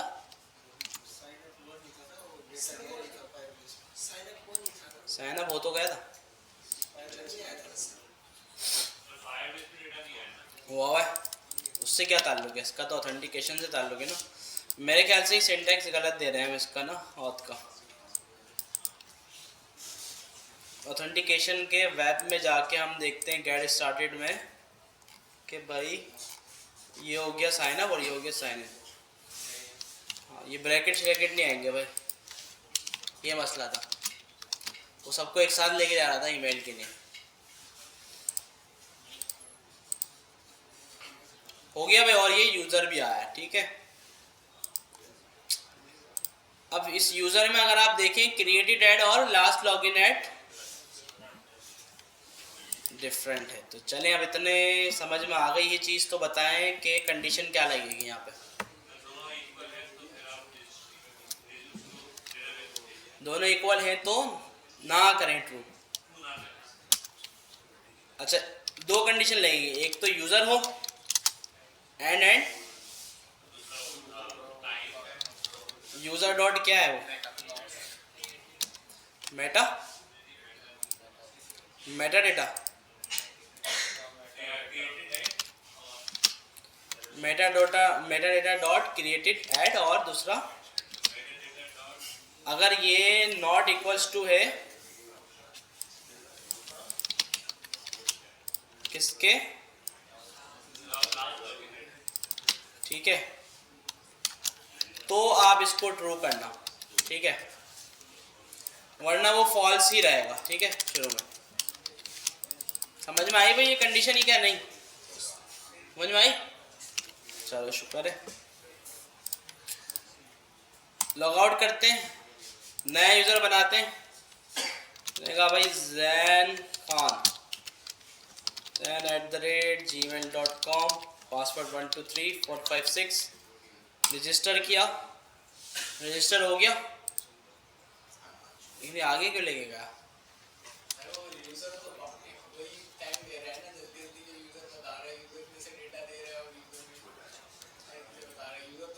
आगे क्यों गया ये सवाल ये है ना। लेट हुआ दोनों टाइम सेम थे, आगे कंडीशन लगा दी ना यार हमने, हमारी कंडीशन ने काम क्यों नहीं किया ये। अच्छा ये अब यहाँ ले आया भाई।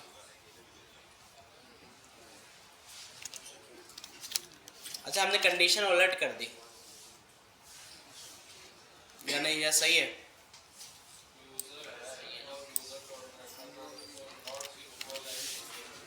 अब तो वो अच्छा अब यूज़र पहले देख लें, यूज़र में आ क्या रहा है।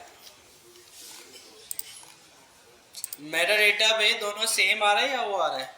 सेम आ रहा है। अब सेम आ रहा है तो वो आगे लेके नहीं जा रहा, लेकिन फर्स्ट टाइम क्यों लेके गया, सवाल ये था। फर्स्ट टाइम क्यों लेके गया। चलो एक काम करते हैं, नया यूज़र रजिस्टर करते हैं और अहमद इसमें डालते हैं 321 123 456 रजिस्टर। नहीं लेके गया ना यार, तो रीलोड नहीं किया था या कुछ ऐसा होगा मसला। ठीक है, रीलोड नहीं किया होगा, सही है।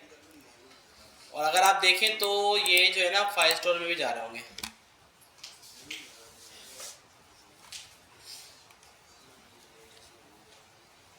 फाइल स्टोर में क्यों नहीं जा रहे भाई?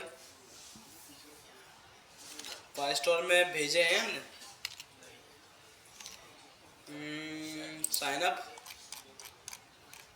सेट डॉग में यूजर्स किया है, response.user.uid के अंदर डेटा डाला है, लेकिन इसने भेजा क्यों नहीं है।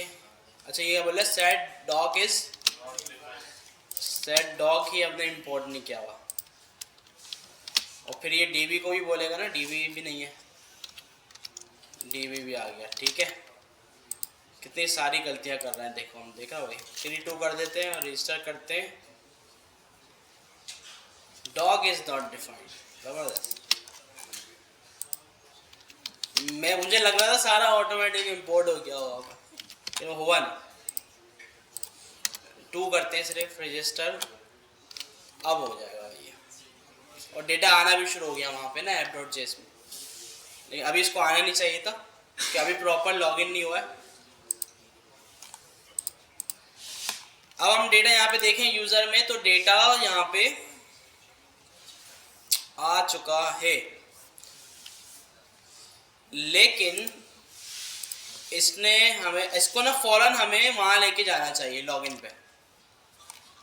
इसके लिए हम क्या करते हैं, हम यूज़ करते हैं नेविगेट वाला। यूज़ नेविगेट हो गया ना ऑटो में भाई, देख लेते हैं। हाँ हो गया, नहीं हुआ, कहाँ है भाई, हो गया। इसको हम बोलते हैं जैसे ही सेट करो इसको यहाँ से उठा के ले जाओ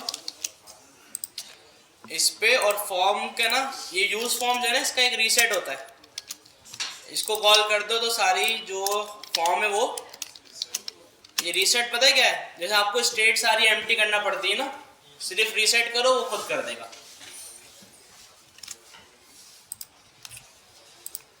नया यूज़र वास अहमद वास 111@gmail.com 23456 रजिस्टर,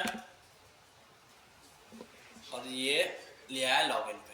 इसका मतलब शो करवा देते हैं कि भाई हाँ भाई हो गया है। अब करते हैं इसको लॉगिन। अब ये चैट पे लेके जाना चाहिए, ठीक है।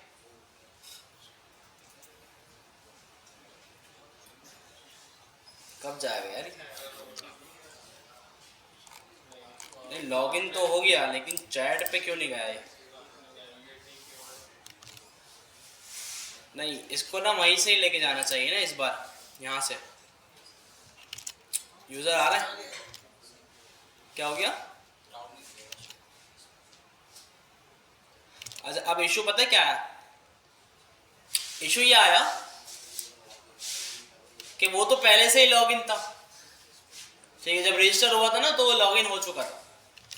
तो अब हमने जब दोबारा लॉगिन हुआ ना तो लिसनर को पता नहीं चला कि भाई कुछ चेंज आया, तो लिसनर ने ये वाले फंक्शन को दोबारा से चलाया ही नहीं। तो हम क्या कर सकते हैं, यहाँ पे भी इसको मैनुअली भेज सकते हैं।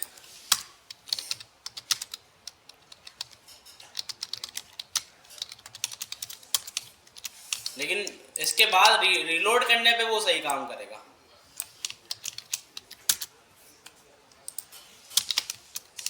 कहाँ भेजना था, चैट पे।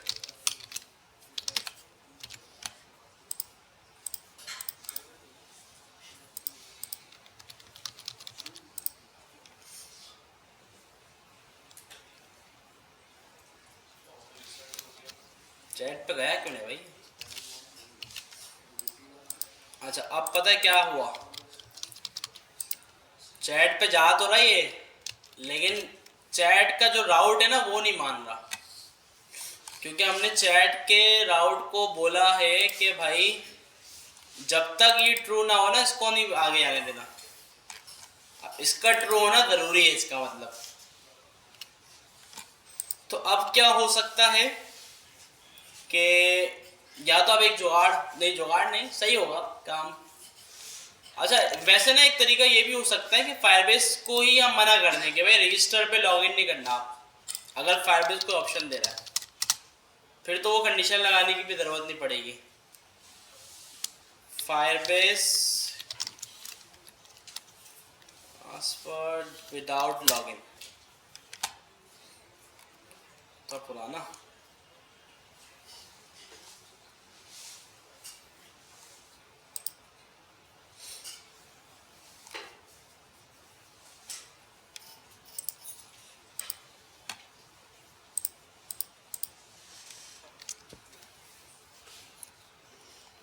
जो यही दिमाग में आ रहा था, लेकिन मैंने इसको जुगाड़ का, लेकिन बंदे ने यही ऑप्शन दिया हुआ कि भाई आप क्रिएट यूज़र करने के बाद क्या कर दो, लॉग आउट कॉल कर दो। मेरे जहन में आया ही, लेकिन मुझे लगा कि जुगाड़ है। ये तो पुराना वर्जन है फायरबेस का ना, तो चलो कर देते हैं यही। ये क्या करना है कि हमें भाई के रजिस्टर के वक्त जब डेटा वगैरह चला जाए तो इसको कर देना आप कॉल साइन आउट को, और फिर नेविगेट कर देना। इसको भी आप वेट लगा दो कि इसका वेट करे और फिर लॉगिन पे ले जाए, ठीक है। अब चीज़ें जो है ना हमारी बिल्कुल सही चलेंगी। रजिस्टर पे आ गया, रीलोड वगैरह भी कर लिया। गौस अहमद gmail.com 12345 रजिस्टर, ये आ गया लॉगिन पे, ठीक है। अब लॉगिन अब जाना चाहिए चैट पे। अब भी नहीं गया भाई, अब क्या बोल रहा है। साइन आउट तो हो गया ना, नहीं साइन आउट नहीं हुआ, ऑथ इंपोर्ट हो रहा है। अच्छा साइन आउट और ये दोनों यहाँ से आ रहा है, मसला ये भाई। इसको हटाओ, इसको यहाँ से इंपोर्ट करो, ठीक है। साइन आउट हमने मंगवाया हुआ है, ठीक है। साइन आउट कहाँ ये रहा, ठीक है।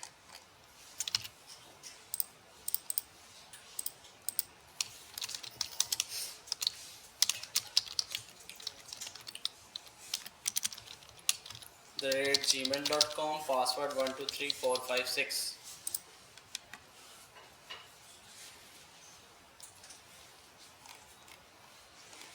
साइन आउट हो गया होगा या नहीं। अब मुझे लग रहा है हो गया कि ना डेटा नहीं आ रहा है app.js में ना, डेटा नहीं आ रहा है। तो क्या था 3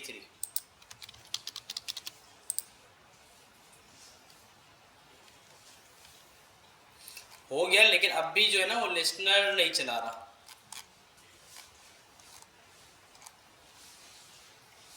रीलोड करेंगे तो रीलोड पे भी नहीं चला रहा है, तो लेकिन रीलोड पे इसको चलाना चाहिए ना राउटर में, बल्कि हमने कोई लॉक शॉक नहीं लगाया हुआ ना इधर।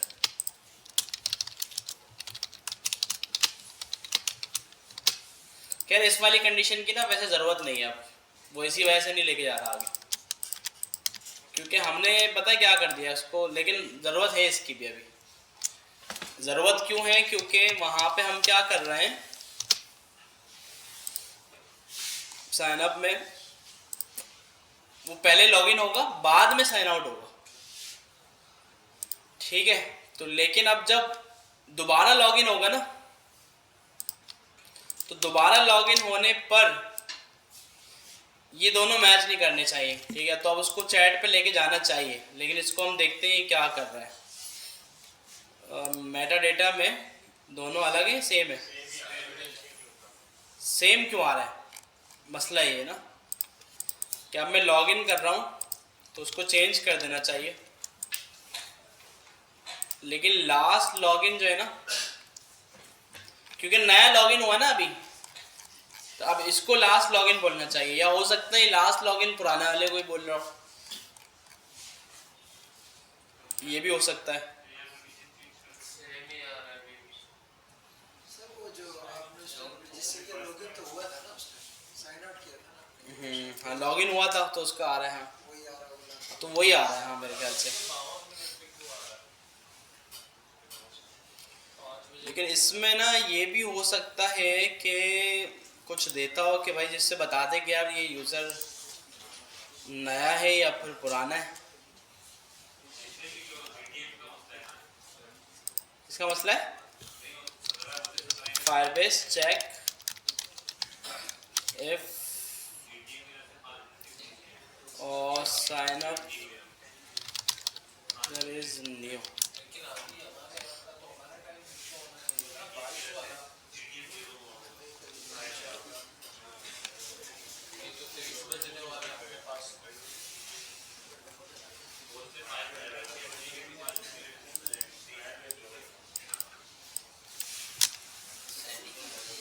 If user sign up or login in auth, हमें ये चेक करना है कि जब यूजर लॉगिन हो रहा है ना, तो वो साइन अप है या वो है।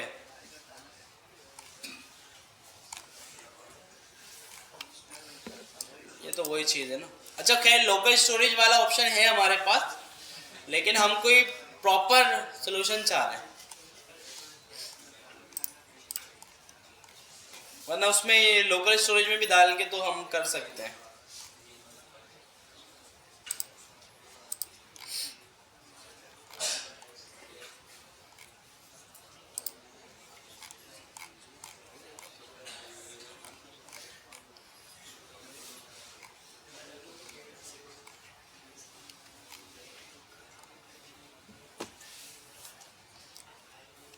ठीक है, वरना फिर देखें एक और हल है हमारे पास, अगर फायरबेस को ऑप्शन नहीं दे रहा ना, हम डेटाबेस से इसको कर सकते हैं फिर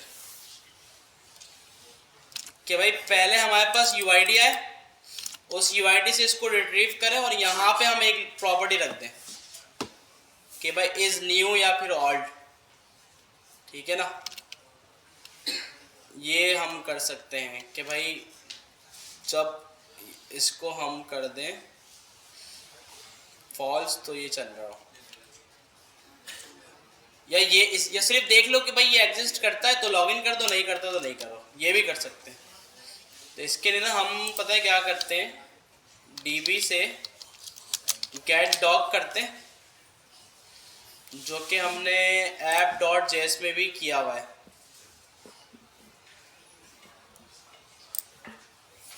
ये रहा भाई, ये सेम चीज़ मैंने की राउटर में यहाँ पे, ठीक है। तो अगर आप सिर्फ अब इसको चेक कर लेना, इन सब चीज़ों को हटाकर अब आप बोलते इफ डॉग डॉट एग्जिस्ट, और सॉरी डॉग स्नैप डॉट था ना, अगर ये है तो ट्रू कर देना। सिंपल ये भी कर सकते हैं, इसमें तो उसको कर देना चाहिए। अच्छा क्या बोल रहा है भाई, डॉग नहीं है, ठीक है इसमें करेगा लाजमी भाई। लेकिन इसमें थोड़ा सा लोड इस पर आ जाएगा, लेकिन सही है, जुगाड़ नहीं है, सही तरीका है कि भाई डेटाबेस से वेरीफाई कर रहा है। तो एक नया यूज़र करके देख लेते हैं। अच्छा अब लॉग आउट क्यों नहीं हो रहा, क्योंकि हमने ना इसको एल्स नहीं दिया हुआ ना।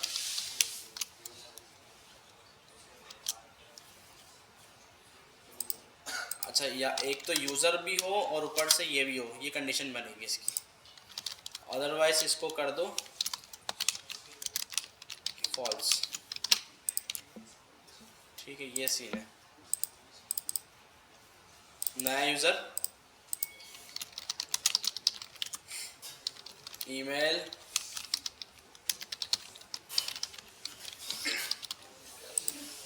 सही में रजिस्टर किया,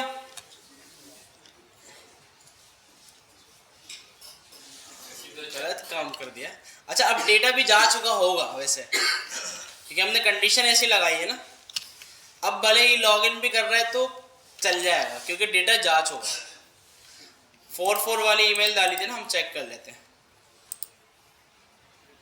3 वाले आया हुआ है और 4 वाला आ गया थे। अब ये पहले से ही नहीं जाएगा, अब जब डेटा आ जाएगा ना फिर ही जाएगा ये, तो सही है अभी तक के लिए ये काम। अच्छा करंट यूज़र मंगवा के यहाँ दिखा रहे हैं, और उसके बाद फिर जो है ना हम ऐड करते हैं। तो app.js में मैंने यूज़र मंगवाया था, ये रहा डॉग स्नैप डॉट डेटा। तो इस डॉग स्नैप डॉट डेटा को मैं क्या करूँगा, सेट यूज़र कर दूंगा, ठीक है। अब ये यूज़र यहाँ से पास किया हुआ है कॉन्टेक्स्ट को, ठीक है। अब चैट वाले में कॉन्टेक्स्ट API से डेटा अगर मुझे मंगवाना है तो कैसा आता था, हमारे पास एक हो गया यूज़ कॉन्टेक्स्ट का, और इसको क्या पास करना है, यूज़र का कॉन्टेक्स्ट। इस यूज़र में हमें डेटा मिल रहा होगा, ऐसा ही।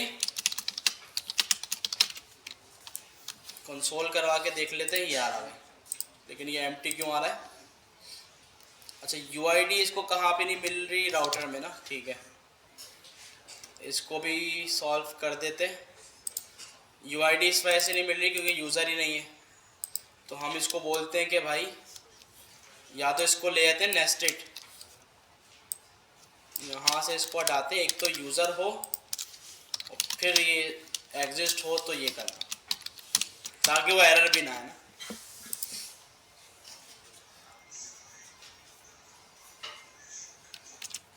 ठीक है भाई, लेकिन ये इसको लॉगिन क्यों नहीं कर रहा भाई, लॉग आउट तो नहीं किया ना हमने अभी तक।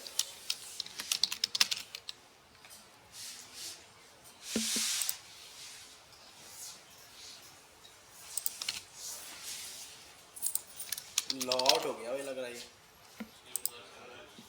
ये किया है हमने।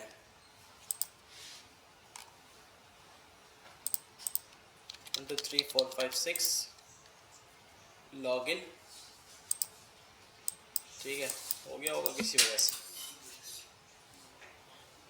रीलोड किया तो आप देखें इसमें यूज़र मिल रहा है, ठीक है। यूज़र डॉट यूज़र में हमें मिल रहा है। तो चैट के अंदर जो हमने ये कॉन्टेक्स्ट मंगवाया है, ये रहा यूज़र का, या तो यूज़र इसके आगे मंगवा लें आप इस तरह से। अब यूज़र में डायरेक्टली ऑब्जेक्ट मिलेगा आपको। अब इस यूज़र को आप यूज़ कर लें यहाँ पे, कहाँ पे, अपने हेडर में। यूज़र नेम में आप शो कर दें यूज़र डॉट फुल नेम।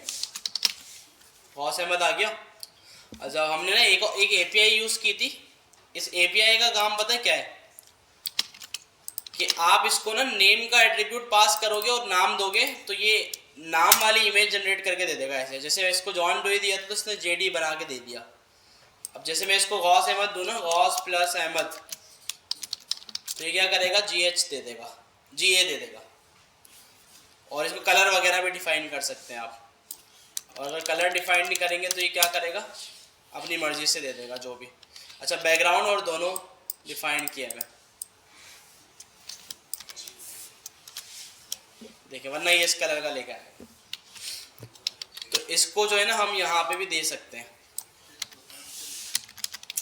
ये करें और यहाँ से इसके नेम को हटा के आप क्या बोल दें, यूज़र डॉट फुल नेम। तो अब ये क्या करेगा, इमेज भी जो भी यूज़र लॉगिन होगा उसी के नाम की दिखाएगा। ठीक है भाई, गौस अहमद लॉग आउट किया, दूसरा यूज़र को करते हैं। मैंने कहा भाई जैन खान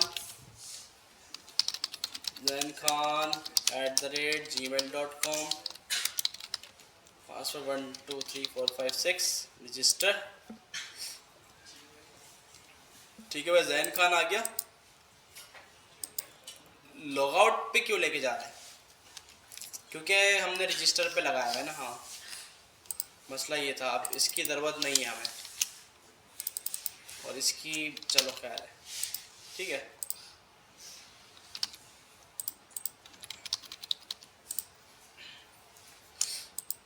ठीक है भाई, जैन खान का वो जेड क्या आ गया। तो कलर्स भी रैंडम उठा सकते हैं वैसे आप ना,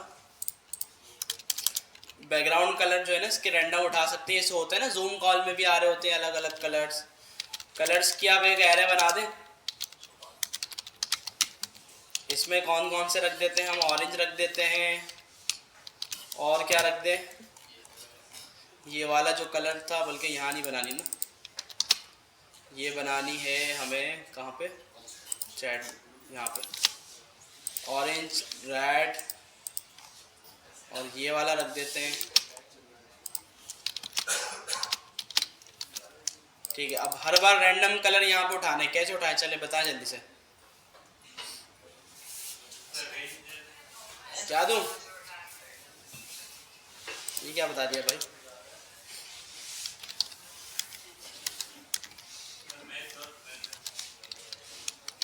रैंडम कलर, क्या सबसे आसान तरीका है कि एरे में से कोई भी रैंडम उठा लो। हाँ भाई, इसको क्या बोले, method random multiply by colours dot length, और शुरू में क्या दे, मैथ डॉट फ्लोर, आ जाएगा।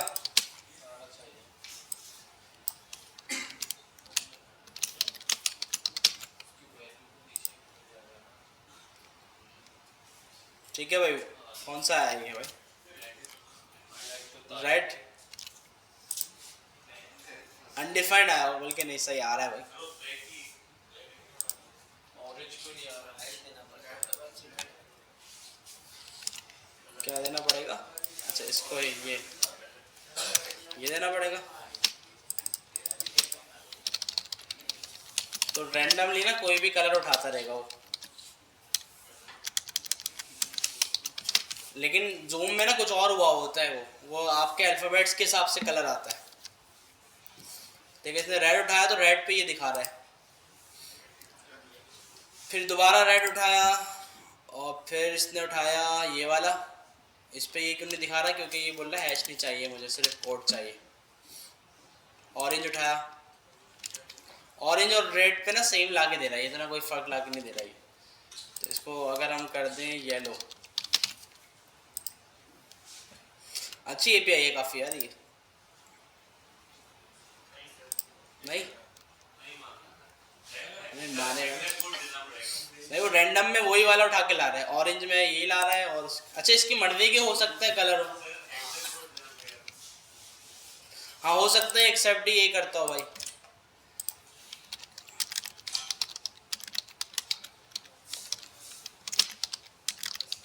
मटेरियल कलर्स,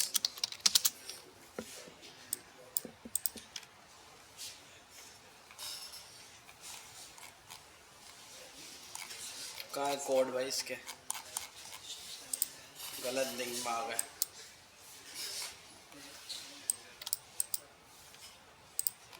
एक एक कलर के लिए हमें क्या लिंक पे जाना पड़ेगा? ये आ गया भाई। ये दे दिया और ये दे दिया। ठीक है, देखते हैं। अब लग रहा है भाई अच्छा। देख रहा है भाई, कलर चेंज कर रहा है और वो अल्फ़ाबेट के नेम से दिखा रहा है। अब आप सोचिए जितने यूज़र हमारे पास होंगे 40-50, उनके अलग अलग दिखा रहा हो, यूआई जो है ना अच्छी लगे। तो खैर कम टाइम में हमने काफ़ी सारा काम कर लिया है। अब जो इसमें काम है ना वो है यहाँ पे सारे यूज़र दिखा दो और यहाँ पे वो चैट हमने सारी यूआई वगैरह तो रेडी रखी हुई है, बस हमें जो है ना वो फंक्शनल इसको डेटाबेस में डालना है और फिर यहाँ पे दिखा देना है। ठीक है, तो ये नेक्स्ट क्लास में हम कर देते हैं और उसके बाद जो है ना वो फिर क्विज़ जो है ना, क्विज़ पे फिर स्ट्रक्चर तो मैं बना दूंगा। उसके बाद फिर कुछ सिलेक्टेड स्टूडेंट्स होंगे ना वो उस पर काम शुरू कर देंगे। ठीक है, और हैकाथॉन का आपका ये सीन है कि कल अनाउंस हो जाएगा और इतवार को हैकाथॉन है। सही है? सही है भाई, या नेक्स्ट संडे रख लें? चलो नेक्स्ट संडे रख लेते हैं। कल अनाउंस हो जाएगा और नेक्स्ट संडे है लाजमी। ठीक है, वो सीन ये था कि एक हफ्ते पहले अनाउंसमेंट करनी थी कि भाई सारे बच्चों को पता चल जाए, तो इस वजह से हमने डिले कर दिया। तो कल अनाउंसमेंट हो जाएगी और तो फिर जो है वो यहीं पर ही होगी सर। क्या हैकाथॉन? नहीं, गुलशन कैंपस में हो शायद। गुलशन क्योंकि क्लासेस चल रही होती हैं तो देखें, हो सकता है यहाँ हो जाए वहाँ हो जाए, वो बता देंगे आपको। सेट है भाई, तो इतना ही रखते हैं, मिलते हैं नेक्स्ट क्लास में। अल्लाह हाफिज़।